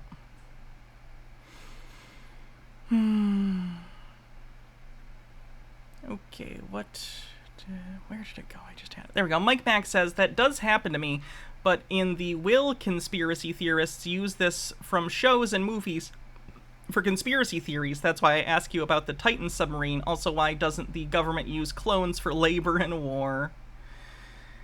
Chromatic Cuttlefish says, that was literally what happened in Russia, of course. And what else? Okay. Supporters is put Naomi Wolf out there as if she's on our side in any way, shape, or form, or that she's with us just because she's doing the anti-vaccine mandate stuff. And you notice that it's a one-trick pony thing. She never talks about anything. Discordant Vol says, Hindenburg and Ludendorff for the reason that Hitler rose to power. Well, there's a lot of reasons Hitler rose to power. Else. She's woke as hell. Do your research. It's all in there. She was at the Pink Pussy Hat protests. I mean, this woman is entrenched in the deep state. Deep state on the bingo card. Again, all feminism is CIA. Her first husband, it was in the publishing industry.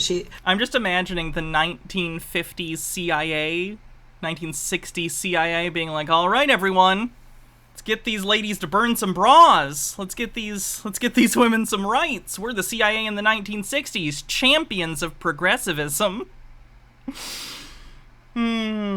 Fedin Kagami says there's also a specific brain injury that causes you to lose the emotional attachment to seeing people you know and love.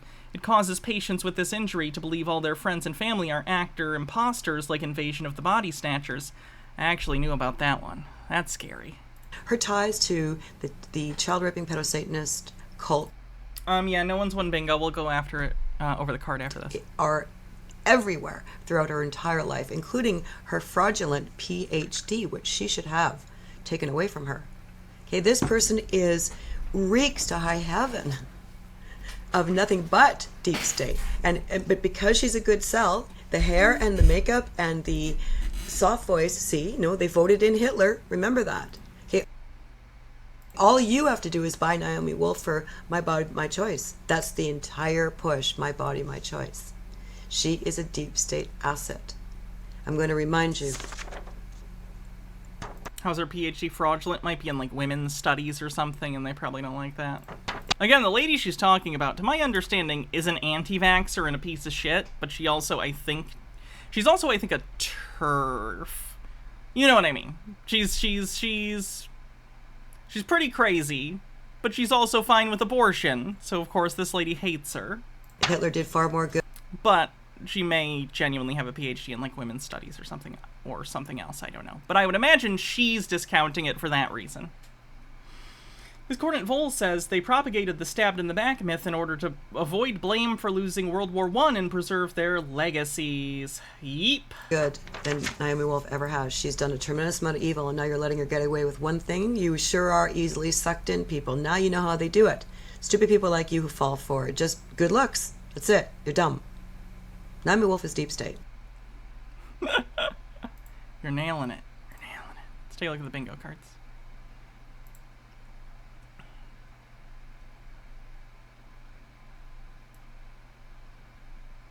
That's not how women work. This is Marxist socialism, communism, but totally isn't. The deep state. Hydrate.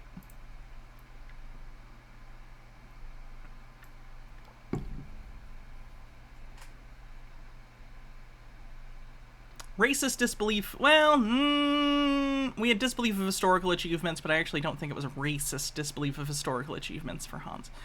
PSYOP. Yes, the Han stuff would count as ancient wisdom.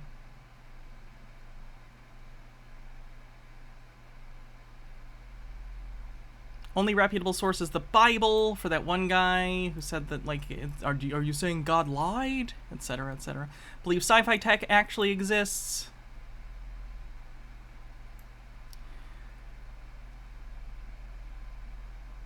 Giants. Clintons. QAnon claimed as a source.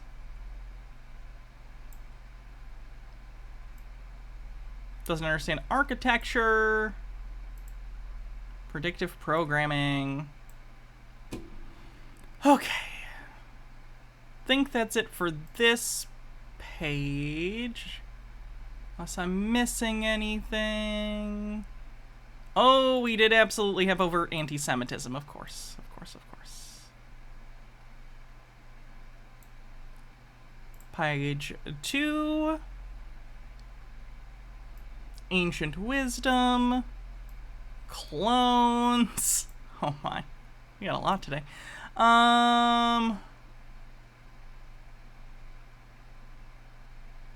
If we had satanic yet?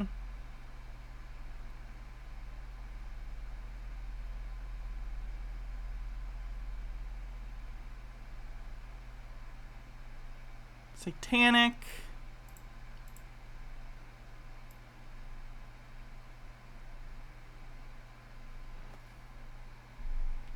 No, you can't count the title of the stream. It has to be when we do the video. Really?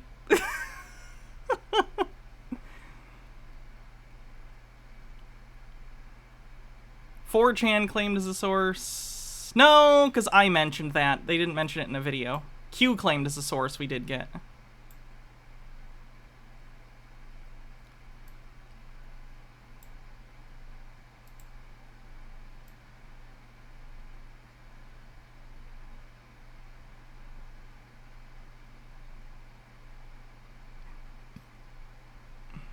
No, that we already had that for sci-fi technology for the dolly thing. Okay. I think that's it, I guess. No, we haven't had Jezebel.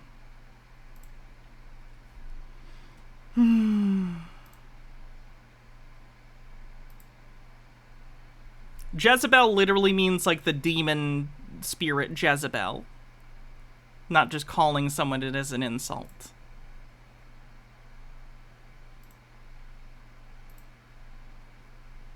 So you guys know, Dwight from The Office? Okay, so Chromatic Cuttlefish says, part of the reason for the rise of right-wing authoritarian ideologies in the 20s and 30s was how many of the ruling class freaked out over communist-inspired uprisings in Russia, Bavaria, Hungary, and elsewhere, which in turn were generally fueled by working-class dissent after World War I, discontent after World War I. History has a lot of things that connect to other things. Yeah. I'm making this video about Rainn Wilson, and I believe that Rainn Wilson is a baby-eating reptilian. Reptilians on the bingo card. And he might be a Rh negative blood type hybrid. That to be clear, why would reptilians eat babies? Babies are not delicious. Just to get like Jesus, do you people also eat fucking veal? You sickos? Yes. But anyways though, the actor who played him, not the character. Or he could be just a host. You know, a human vessel for a reptilian soul or spirit to use and live in. But anyways, why do I say that? I say that because Rainn Wilson tweeted some really fucked up shit on Twitter a long while back, some years ago, and this is what he wrote. He tweet 1, he said, what about human baby meat? RT, what should I eat for dinner? I am thinking pasta. Have you never heard an eating a baby joke before? I'm not saying it's the height of comedy, but it's definitely a joke that people make. Discordant Vol says, wait, is the blood type thing for poor understanding of Eastern philosophy? No, why would it be? Is there something I don't understand? Why would it be?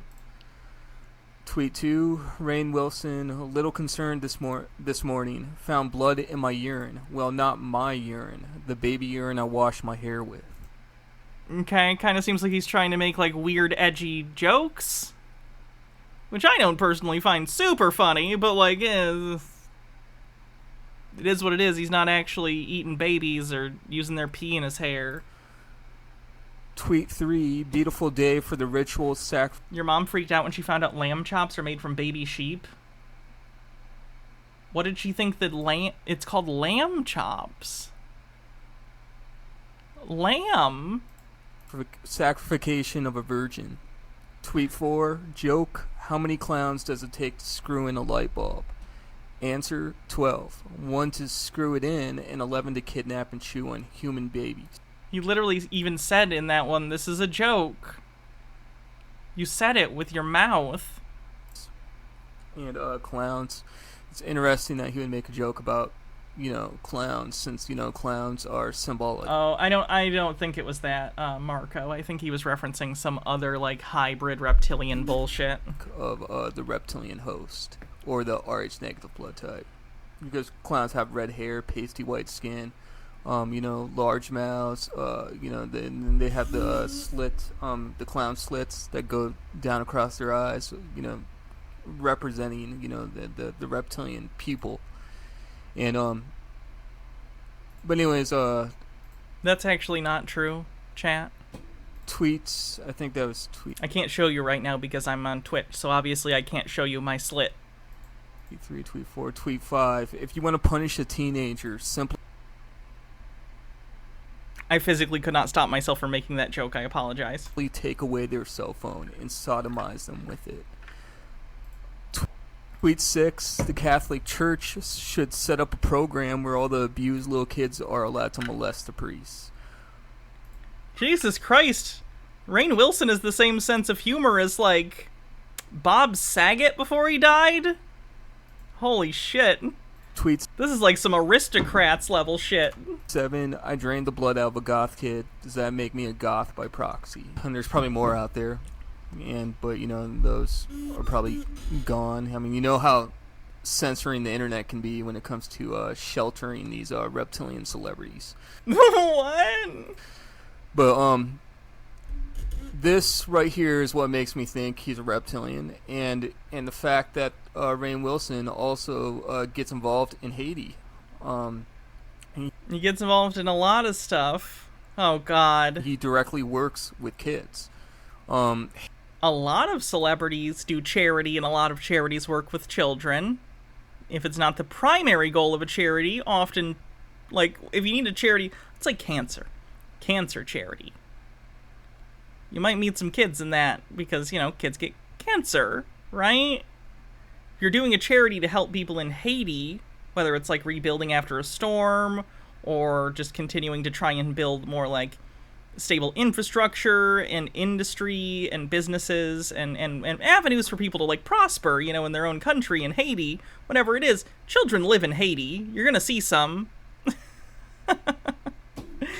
This Cornet Vol says, the only reason I know this is because Shoko Asarara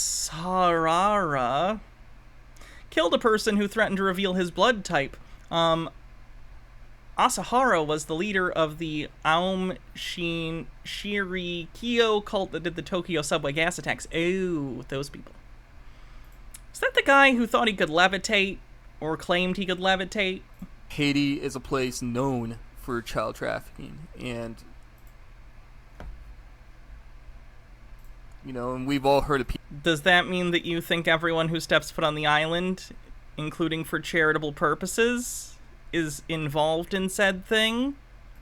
Like, I don't even know if that's true. It wouldn't surprise me. Unfortunately, a country like Haiti is probably less equipped to deal with stuff like that. And I imagine there are, you know, young people who are out and about. So it wouldn't surprise me if that's a thing. But just saying, in this country there might be a problem with this particular kind of trafficking, that's a pretty big leap to saying this guy doing charity going there is doing that. That's libelous. That's straight up libel. Slander, sorry. Libel's in print. In my head, whenever I make that mistake, J. Jonah Jameson yells at me. Marcus Drake says, I had to learn this trash exists, so now you all have to too. Do we? Do we have to? Are we ever gonna... Oh no! I actually kind of knew that Rainn Wilson was into some woo-woo spiritual bullshit because he was also on the Oprah channel once. You remember when Oprah had a cable channel and Oprah does a lot of the woo-woo spiritual bullshit? Rainn Wilson is into that shit. Just so everyone knows. Also apparently cool with hanging out with Russell Brand, so my opinion of him went down a lot just now, which is unfortunate. Where'd the video go?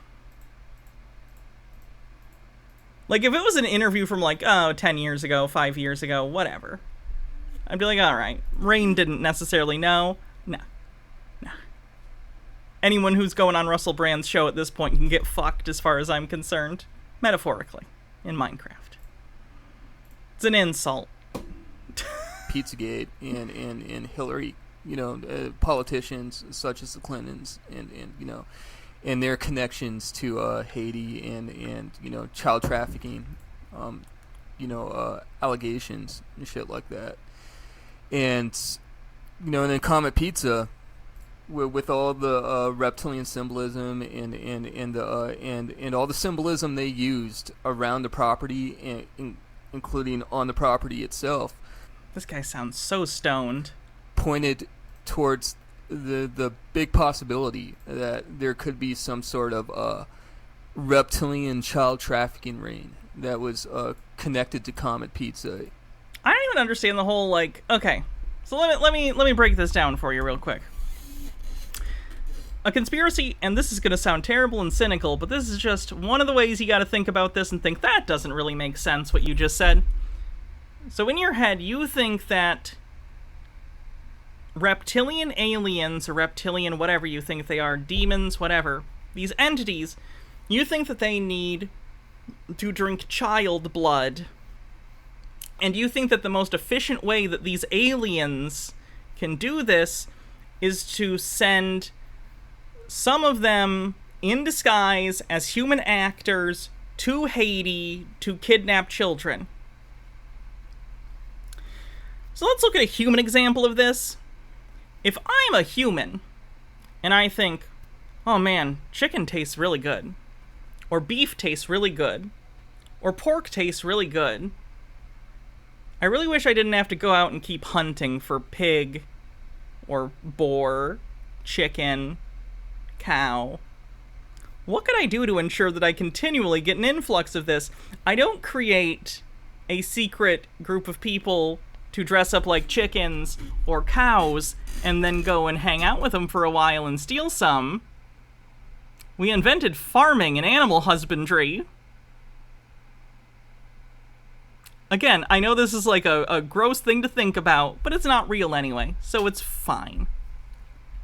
In their head, in the scenario they have, if there are reptilian aliens or reptilian demons or reptilian whatever you think they are, and they wanted to drink human blood, it would be the least efficient way ever to do it, the way that you are describing. They would have a human farm. They would have a human farm, and you wouldn't have to kill anyone. You'd just keep them hooked up and taking blood out of them. Feed them cheap, low-quality food. Whatever needs to, like, keep them alive. Maybe you don't even feed them that much. Maybe you just stick an IV in them with, like, nutrients and stuff. Whatever. And you take out blood as you go. What I'm saying is, this is fucked up, because of course it is, but you're the one who brought this up. You know what I mean? Like, the way you're describing, if there was an evil group of reptilians doing this, they should hire me because apparently I'd be better at devising a plan. Like, what you're saying makes no sense. They're advanced enough to create human skin suits, but not advanced enough to imagine the concept of farming?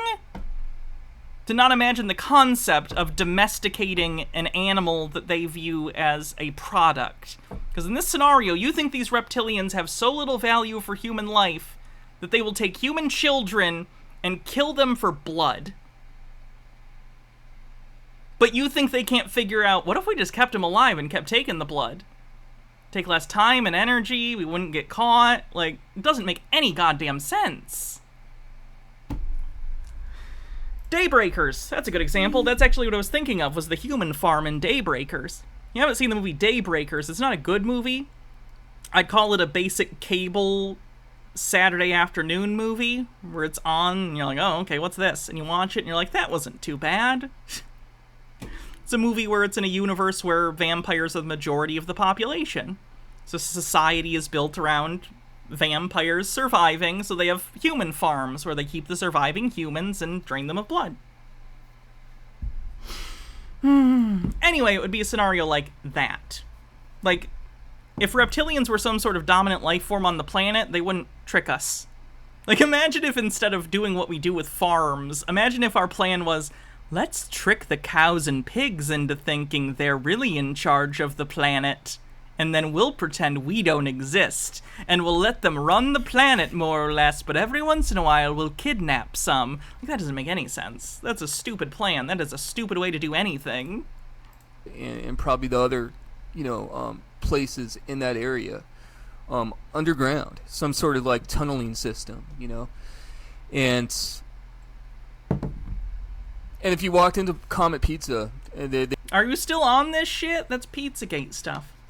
As Coordinate Vol says, that's when they get into the magical thinking. The killing is necessary, part of the experience for power, sexual thrills, kicks. Yeah, it doesn't make any goddamn sense. They would somewhat... And the thing is, even if they wanted, like, we kill animals. Like, we kill cows. Like, you do the same thing instead of some sort of weird human breeding program. Hint.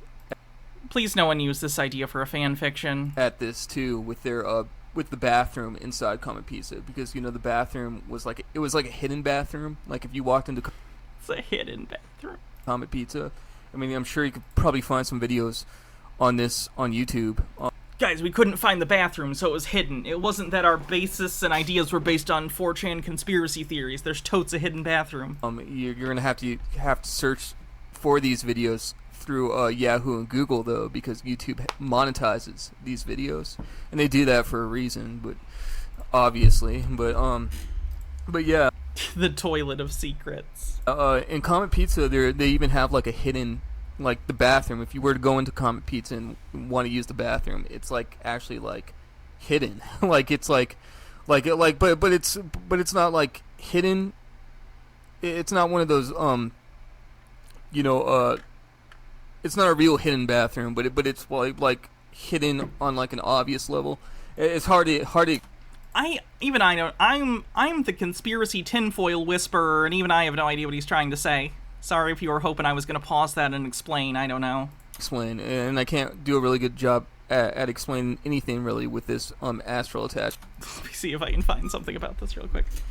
Comet Pizza bathroom. Ba ba ba da ba. Looking at the TripAdvisor page. Oh, the reviews for their meatballs are good. That's nice. I'm trying to see if there's anything. Can I like control F the reviews for bathroom? Hydrate. Bittergrin says maybe the reptoids have farms, but some of them still insist on hunting their own food. Rainn Wilson is the weird survivalist of the reptoid community. Dr. Gamble says hidden bathrooms like the Bank of Evil. And Gnome Pickles says, I can't do a good job of explaining anything. Truer words were never spoken, Pizzagate dude. Truer words were never spoken. Bank of Evil. Why does that sound familiar? Bank of Evil. Bank of Evil is a bank exclusively for supervillains. Oh, from Despicable Me. Okay. Wait, why are you... Someone gave a 3-star review because they can't get delivery? It's not their fault. I mean, it's a choice they're making, but you're gonna give them a less good review? Because they don't deliver? The fuck? Get DoorDash. Even if they don't, just go fucking pick it up. Not every restaurant has to have takeout. Or every has to have delivery, I mean... Dr. Gamble with a link. Yeah, the Bank of Evil thing. I've never seen the Despicable Me movies. Oh, my incognito tab.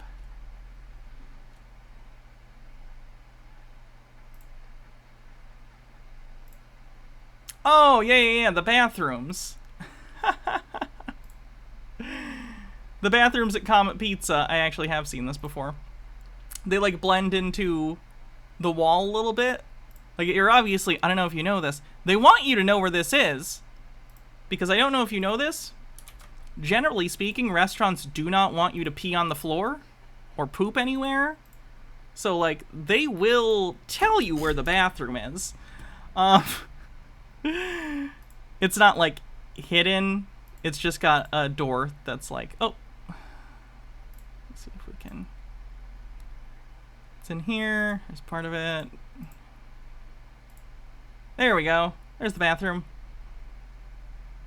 The door looks like the wall, is the point he's trying to make. It's not hidden in the sense that they're trying to hide it from you. It's a stylistic choice that the doors look like that.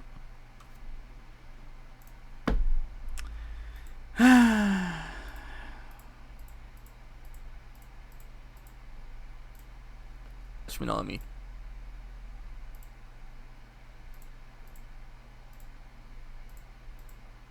But just you could probably find it even through even through a YouTube search. If you just type in Comet Pizza inside Comet Pizza, or type in Comet Pizza, hidden bathroom, and they'll show. I'm aware of how to search things on the internet. Oh yeah, you'll see what I mean. But it's like but they're showing you like on a low key level, that there's hidden rooms, that there could be other hidden rooms.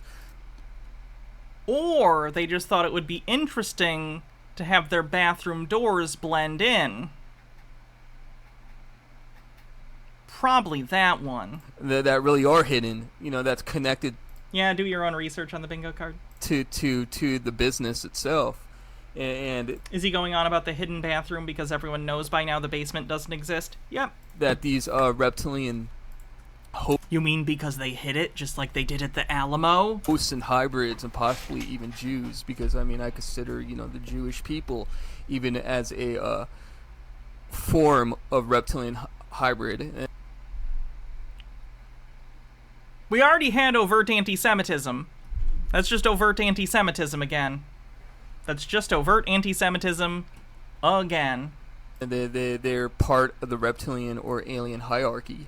So, and I'm guessing that only these types are allowed access to these child trafficking rings, you know, and these child trafficking rings are also the you know, the big ones, the ones that never get busted, the ones that that these reptilians. This man presses spacebar while sliding along the wall like in Doom. You know, it's for them specifically, because, you know, reptilians, unlike human beings, can keep a secret.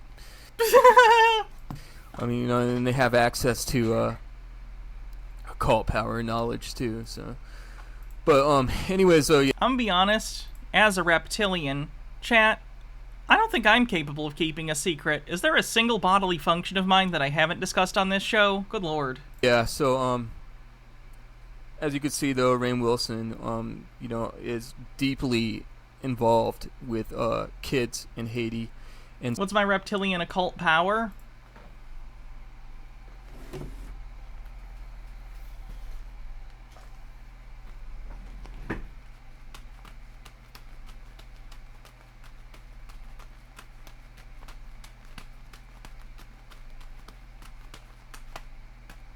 Ta-da! Primarily, we've been able to enslave the human race because of our prowess in juggling. And so, you know, take that and then take the tweets. I'm pretty sure I've talked about lactation on this show. And, you know, that's a little concerning, you know, or at least it should be. But Bittergrin says, I don't think you've told us anything about your thyroid function. That one's probably true. Okay, so third thing I want to show you guys is Rainn Wilson's home. His house tour. This is literally going to be another thing where they're like, I don't understand abstract art. I don't understand art subjectivity. To me, this is me speaking as them, I don't believe this. I'll just say this, I won't even do first person. To people like this, art is representative, and anything that isn't representative isn't art. So to them, the point of art is to depict the thing you are seeing as exactly as possible. And if you don't, if it's not photorealistic, then you have failed.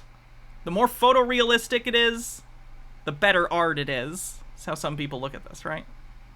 Not understanding that, like, that's not really been how art has worked ever in history. I understand that technical ability has been a huge thing, and I understand that, like, modernism in art, postmodernism, expressionism, stuff like that are relatively newer art movements, but still, the idea that all human art has ever strived to be is accurate to depicting reality is just, like, not true.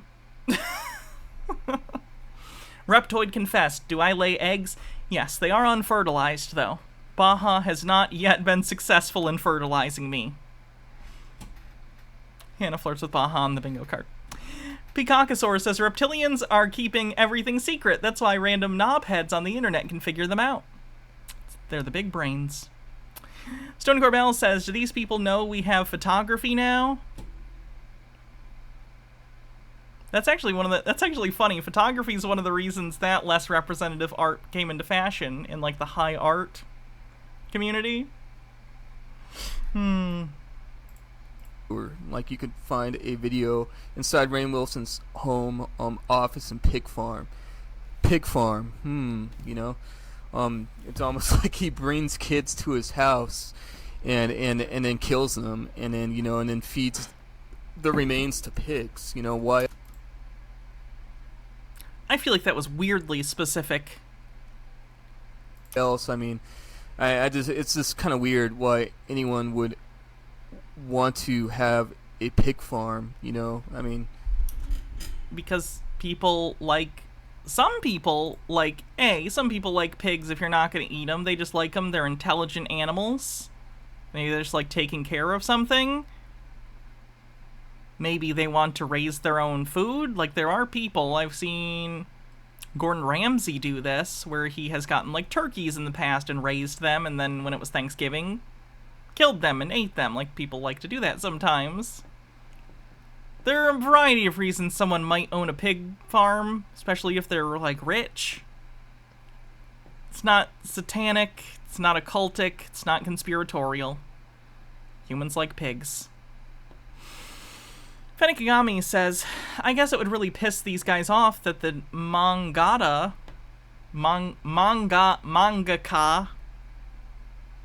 I don't know what that word, and I don't want to know that word, for JoJo's Bizarre Adventures, had some of his manga work showed in the Louvre because of how gorgeous his art style is. Oh. Mangaka, is that like the artist? Gotcha.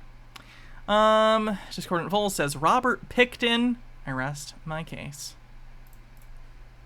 Yeah, I mean, it's, I don't know. I mean, everybody, I mean, different strokes for different folks. And maybe that just could be a coincidence, sure.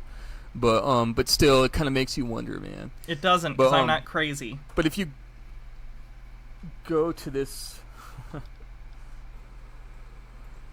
But if you go to this video and but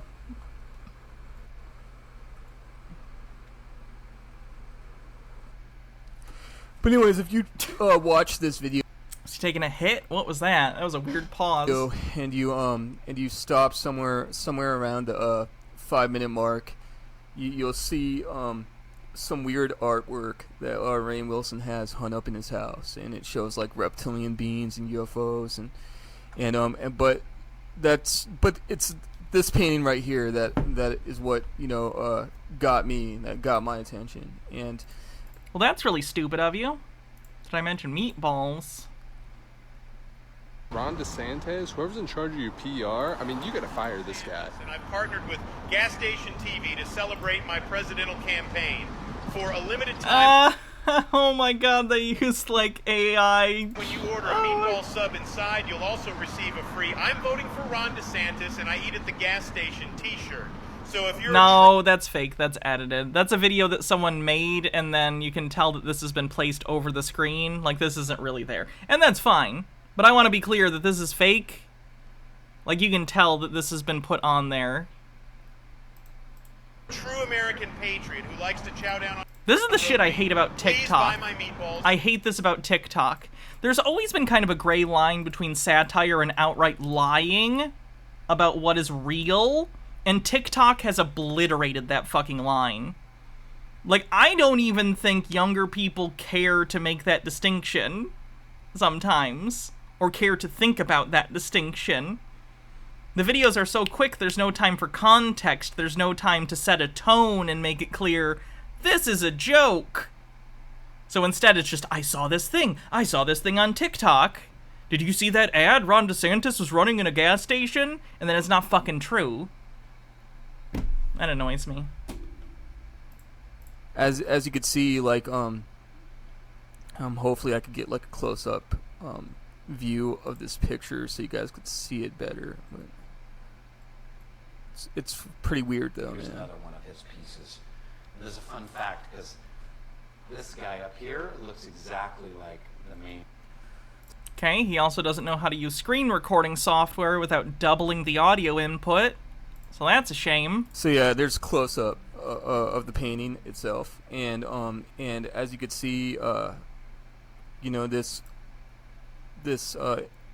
image of a white guy with green eyes, and has a snake tongue coming out of his mouth, surfing. I'd call him more of a pink guy than a white guy. Like, I don't even know.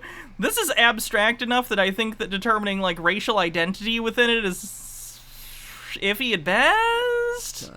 Like, I don't even know if these are supposed to represent literal humans. Like, I don't know if they are. And so, that reminds me of RH Negative.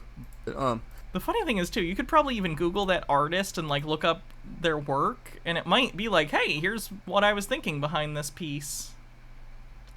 I have to urinate real quick. I'll be back in just a second.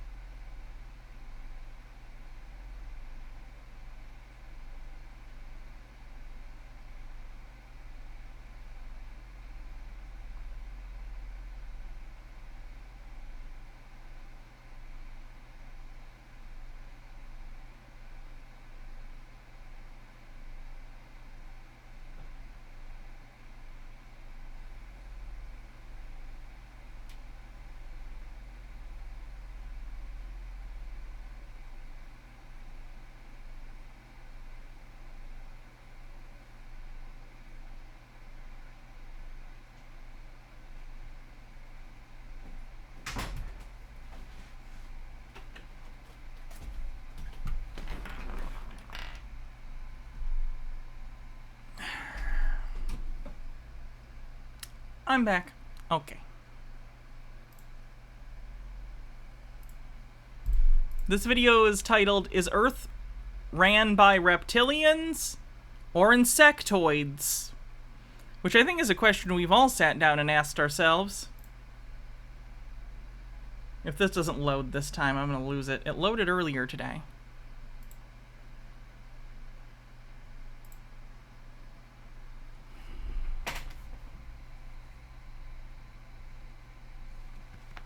Come on, BitChute.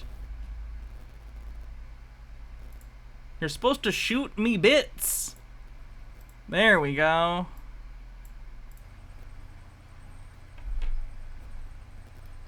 Is this mono? I can fix it if it is. You see them surfing out. No, it's just quiet. Okay. What the bees like? What the bees? Surely the reptilians eat the insectoids? You would think. Like 13 love, 13 wisdom, 13 knowledge, and 13 respect. Greetings to all everybody out there. Yo, this is gonna be a little. Jesus Christ. I'm really sorry when that happens when I hit things. That's annoying. It's gonna be a little out there, what I'm gonna say, but it's not really out there. I made a video a while back, and I was explaining about insects and ants and insectility and all that kind of stuff being controlled by insects.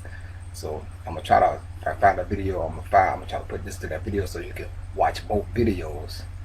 So you see this video is gonna be a response to that video. Because after where I just went, I got some clarification on some things. So you ready for it? You ready for it? It's gonna be over your head right here. It's gonna blow your mind. But I want you to have an open mind about this right here. You ready? I think your Famous Amos was old like 15 years ago. I'm pretty sure Famous Amos is dead now, right? If not, he's incredibly old. Hold on. It's not even close. Let's see. Apparently he's still alive, and he does muffins now. So that's good. But no, he's,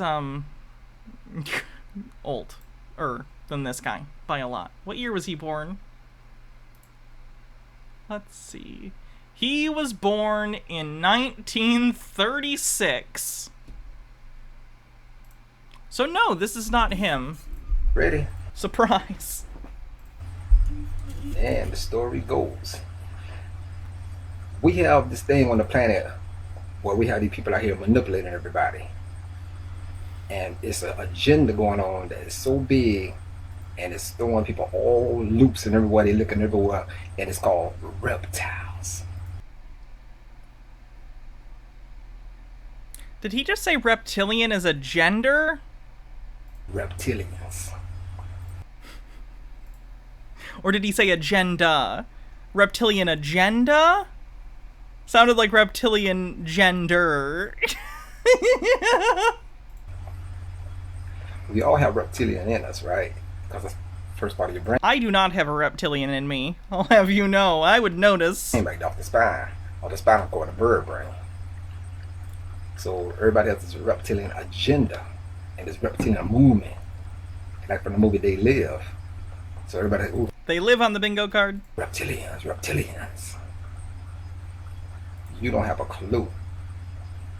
The so-called reptilian people or whatever, or the ones that were other ones that was here, they left the planet back in 2003.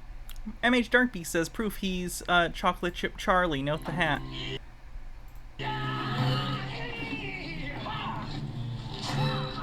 From the stuff.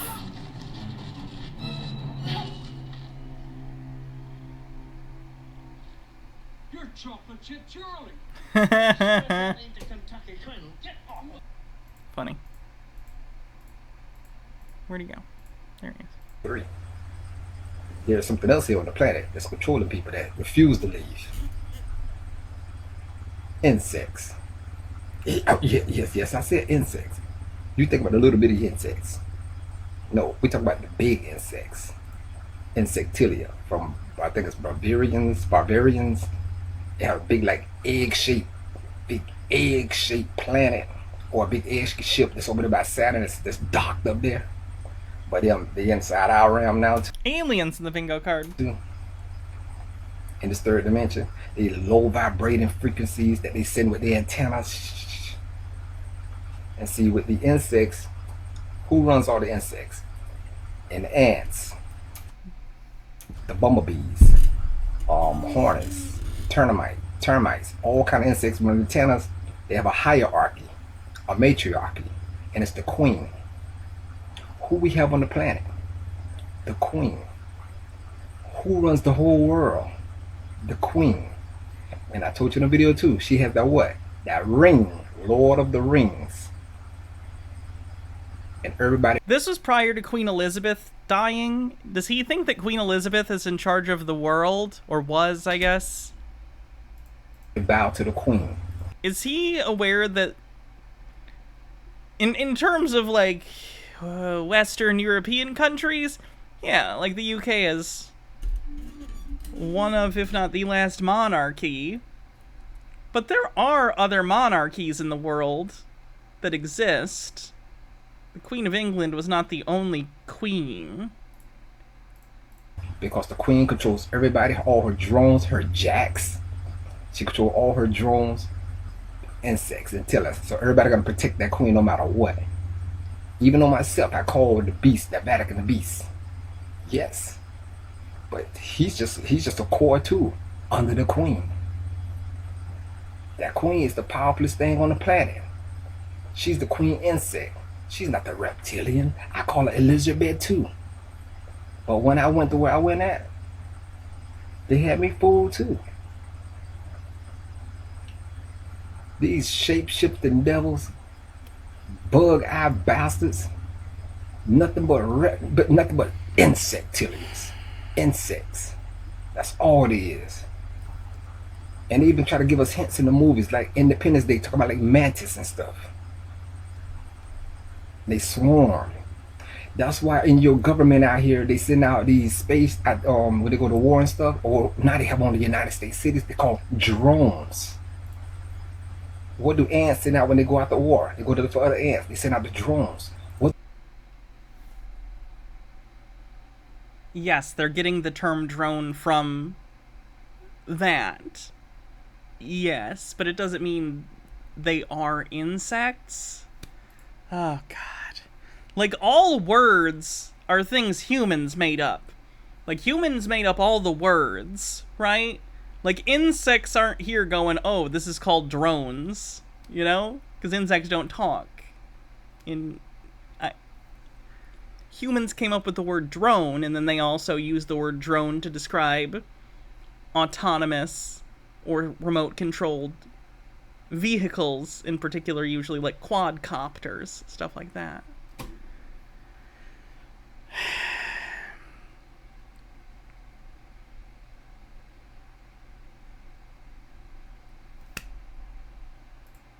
What do bumblebees send out when they go to look for more honey? Drones. So all the technology they're getting is getting from the insects. See, their plan is where they come from. They ran out of their food source. They destroyed their food source. They're like locusts. They ran out of their food source, but they have the resources to go into space. I feel like there's maybe a flaw here. Insectoid Queens, he says, I have a solution. I know what this is going to be. I say we... Oh, no, okay. I say we take off and nuke the entire site from orbit. It's the only way to be sure. Thought it was going to be a Starship Troopers clip. Gnome Pickles says, bzz, don't listen to him. We, I mean they, the insects mean you no harm. I, human, am your friend, and you can trust me. By the way, it is a sign of friendship to cover yourself in sugar water before meeting the Hive Mother. All glory to the Hive Mother. Until I've DM'd D&D, because I found that voice as I went. Anyway. Where were we? Now look at this planet. Why you think they be poisoning on the food, genetically modifying the food? Because the insects can't mess with the original bloods. So if your original blood, you ain't got the original blood, you better be trying to get your blood right by eating That's not how anything works. right foods. You can eat animal foods, they can easily take over you. And let me tell you how they take over you. When they get you, that's why so many people come up missing. You never hear from them. That's why all these so-called like people in the industry, like clones and stuff. Like, they do make clones, but first they try to get them and put like a big egg inside their throat, like inside their body, and the egg get hatch and then change over to an insect inside the body. So they still like a human, but they ain't nobody insect. That's why they have. I can't tell if he's best describing Brundlefly or Egger from Men in Black. Similar, but different. A fake smile, like that Nicki Minaj girl. They had a fake smile and put an insect in them. That's all Obama and them and Clinton be like. Discordant Vol says kinky. Oh. They be in control. It's about giving them signals. They send the signals through antennas, right? Obama is controlling Nicki Minaj. That's what they got. Antennas everywhere. Insects. This is real talk. See, we're solar beings. We talk with telepathy. We ain't need no antennas and stuff. We had energy all around the planet with pyramids. We didn't need no antennas. Now they got antennas everywhere. Why is that? Why are there antennas everywhere? Because we more and more use wireless communication, and we rely upon things like cell phones that we use to communicate, manage, look up information, and these things are best used connected to the internet, and not everyone has Wi-Fi everywhere they go, so people want signal. Keep that signal going on low frequency, 3D signal. Because we're on the lowest frequency, dealing with insects. Why you think they spray the chemtrails now?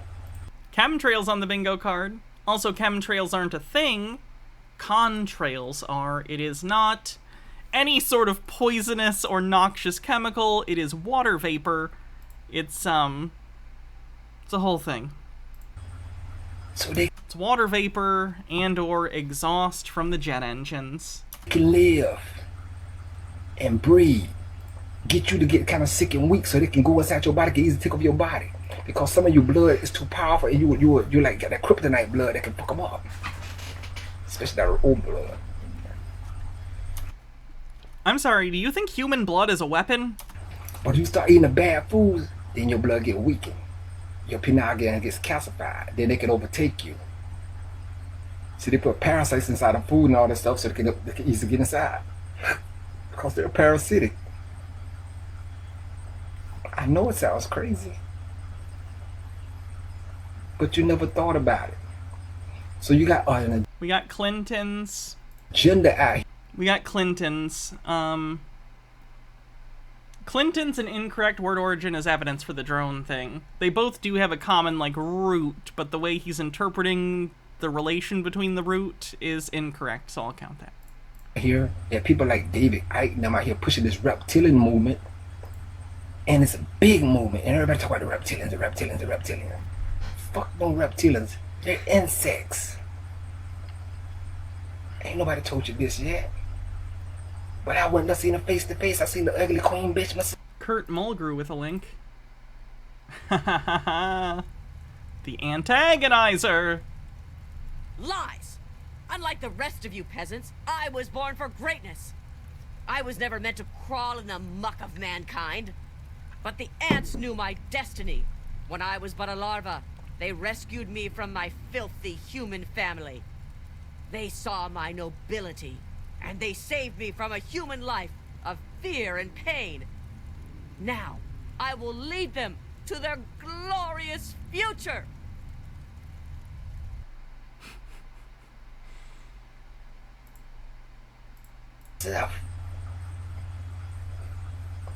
And I said, we've been fooling everybody all this goddamn time. The so-called reptilian people, they've been left the planet. These are insectilians from the planet, bug-eyed bastards. And they're here to harvest Oh, didn't I tell you about they're harvesting? Reptiles don't harvest, but insects do.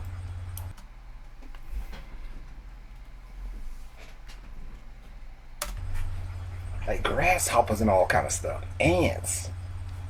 Harvest them for what? Because when they place their planets, they ate all their food out. But America, USA, the Earth is abundance. I do like the idea that reptilians, or insectoids, sorry. Insectoids destroyed their environment, came to Earth after already eating everything, and then they found Earth and they're like, holy shit, these people invented something called farming. Instead of just, like, using farming, they disregard and just secretly control the world. Whatever.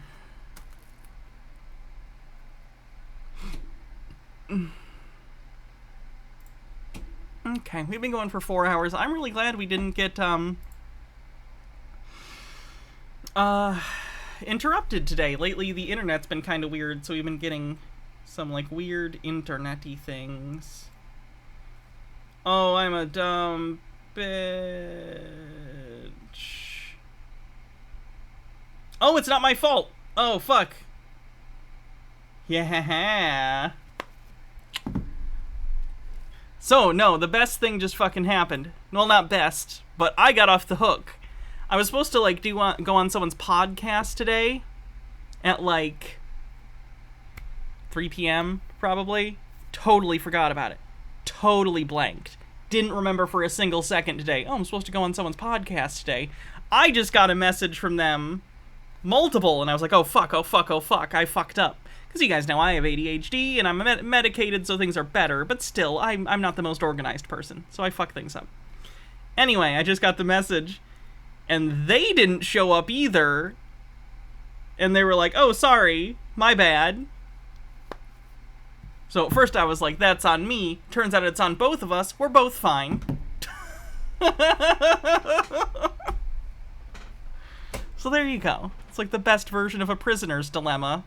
Except we both just didn't show up. So anyway, I'll reschedule with them. Have a great night, everyone. I think we're gonna call it. We're going for 4 hours, like I said. Still have a ton of stuff to look at later in the week, because holy crap. Let's see who we're gonna raid. Thanks everyone for hanging out. How did no one get bingo? Seriously, still?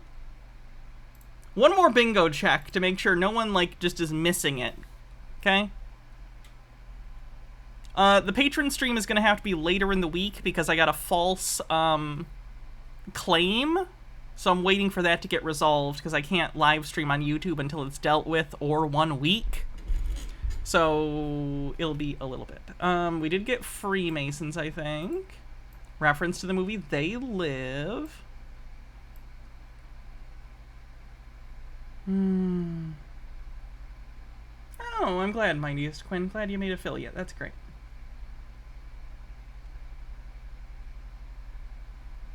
'47. Reptilians. Spurious symbology is evidence. Hannah flirts with Baja. Chemtrails. Oops, didn't mean to make that bigger. Chemtrails.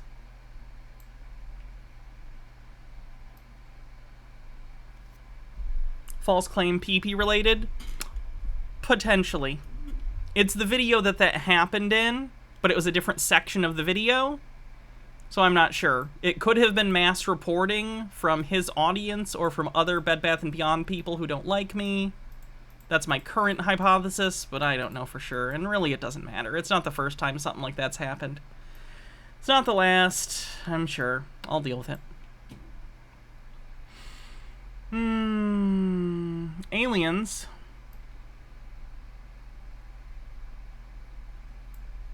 No, not 53.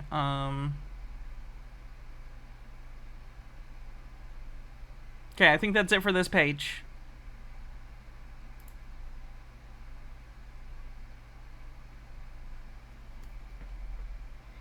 Oh, fuck yeah. Thanks, Harold Elbelman. You rule. Is it the thing I talked about? And if so, did you purchase this thing?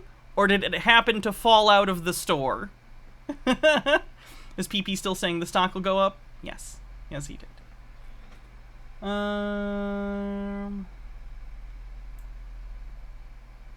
What else?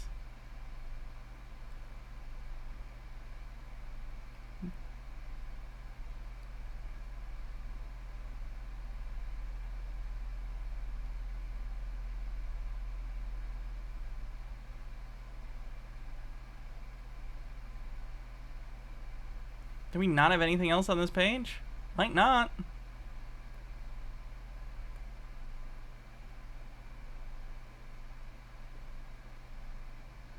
Okay. I don't think there's anything else on this page unless I missed something. Do your own research. Oh, you're right. You're right. You're right. You do have to do your own research. All right. No, we had overt anti-Semitism twice, but not thinly veiled. Can we go back to the first page? Briefly. The logo's on the bottom. Thank you. I appreciate it.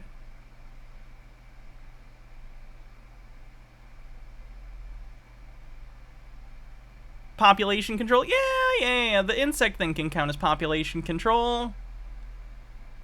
Is it on page 2?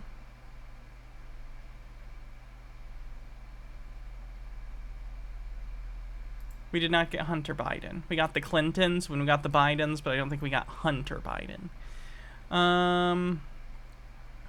Forced sterilization, population control. Okay, anyone. Seriously. Anyone. Only one away again? That sucks, assholes. Alright, I'm doing a random gift. I'm gonna do a random gift then, because no one... no one wins. God, everything's... Oh, okay.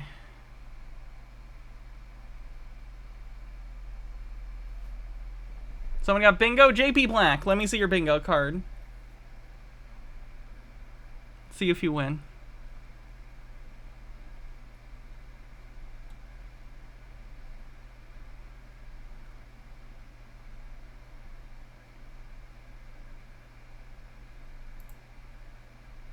That wasn't the whole card, sorry.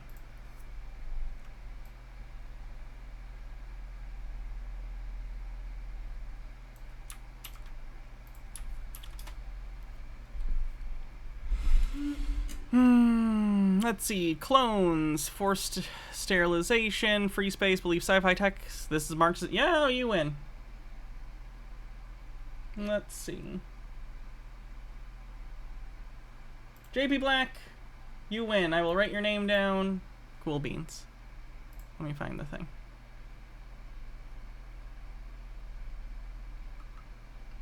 Where the heck? There's my office program.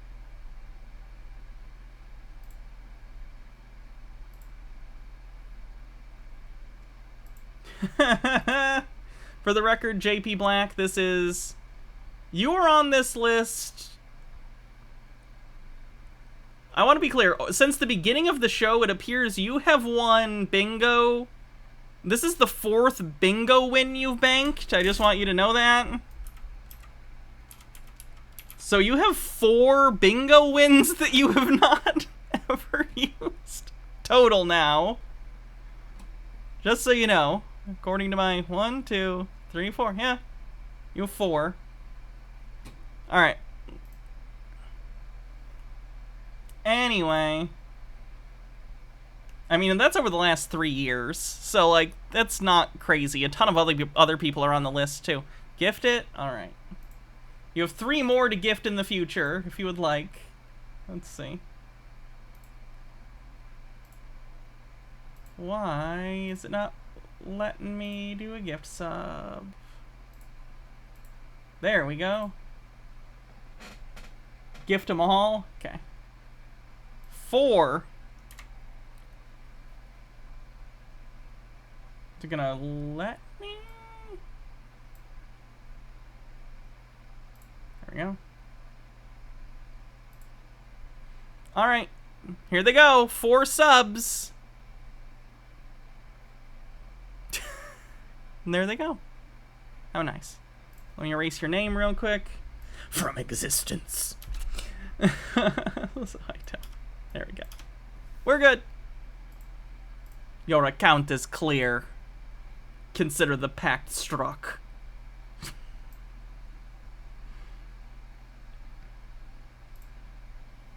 Someone give Halloween Town a sub.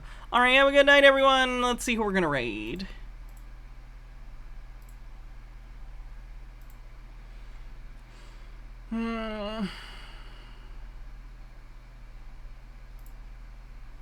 This is in the middle. Alright, have a good night, everyone. I will see you later. And have a good night.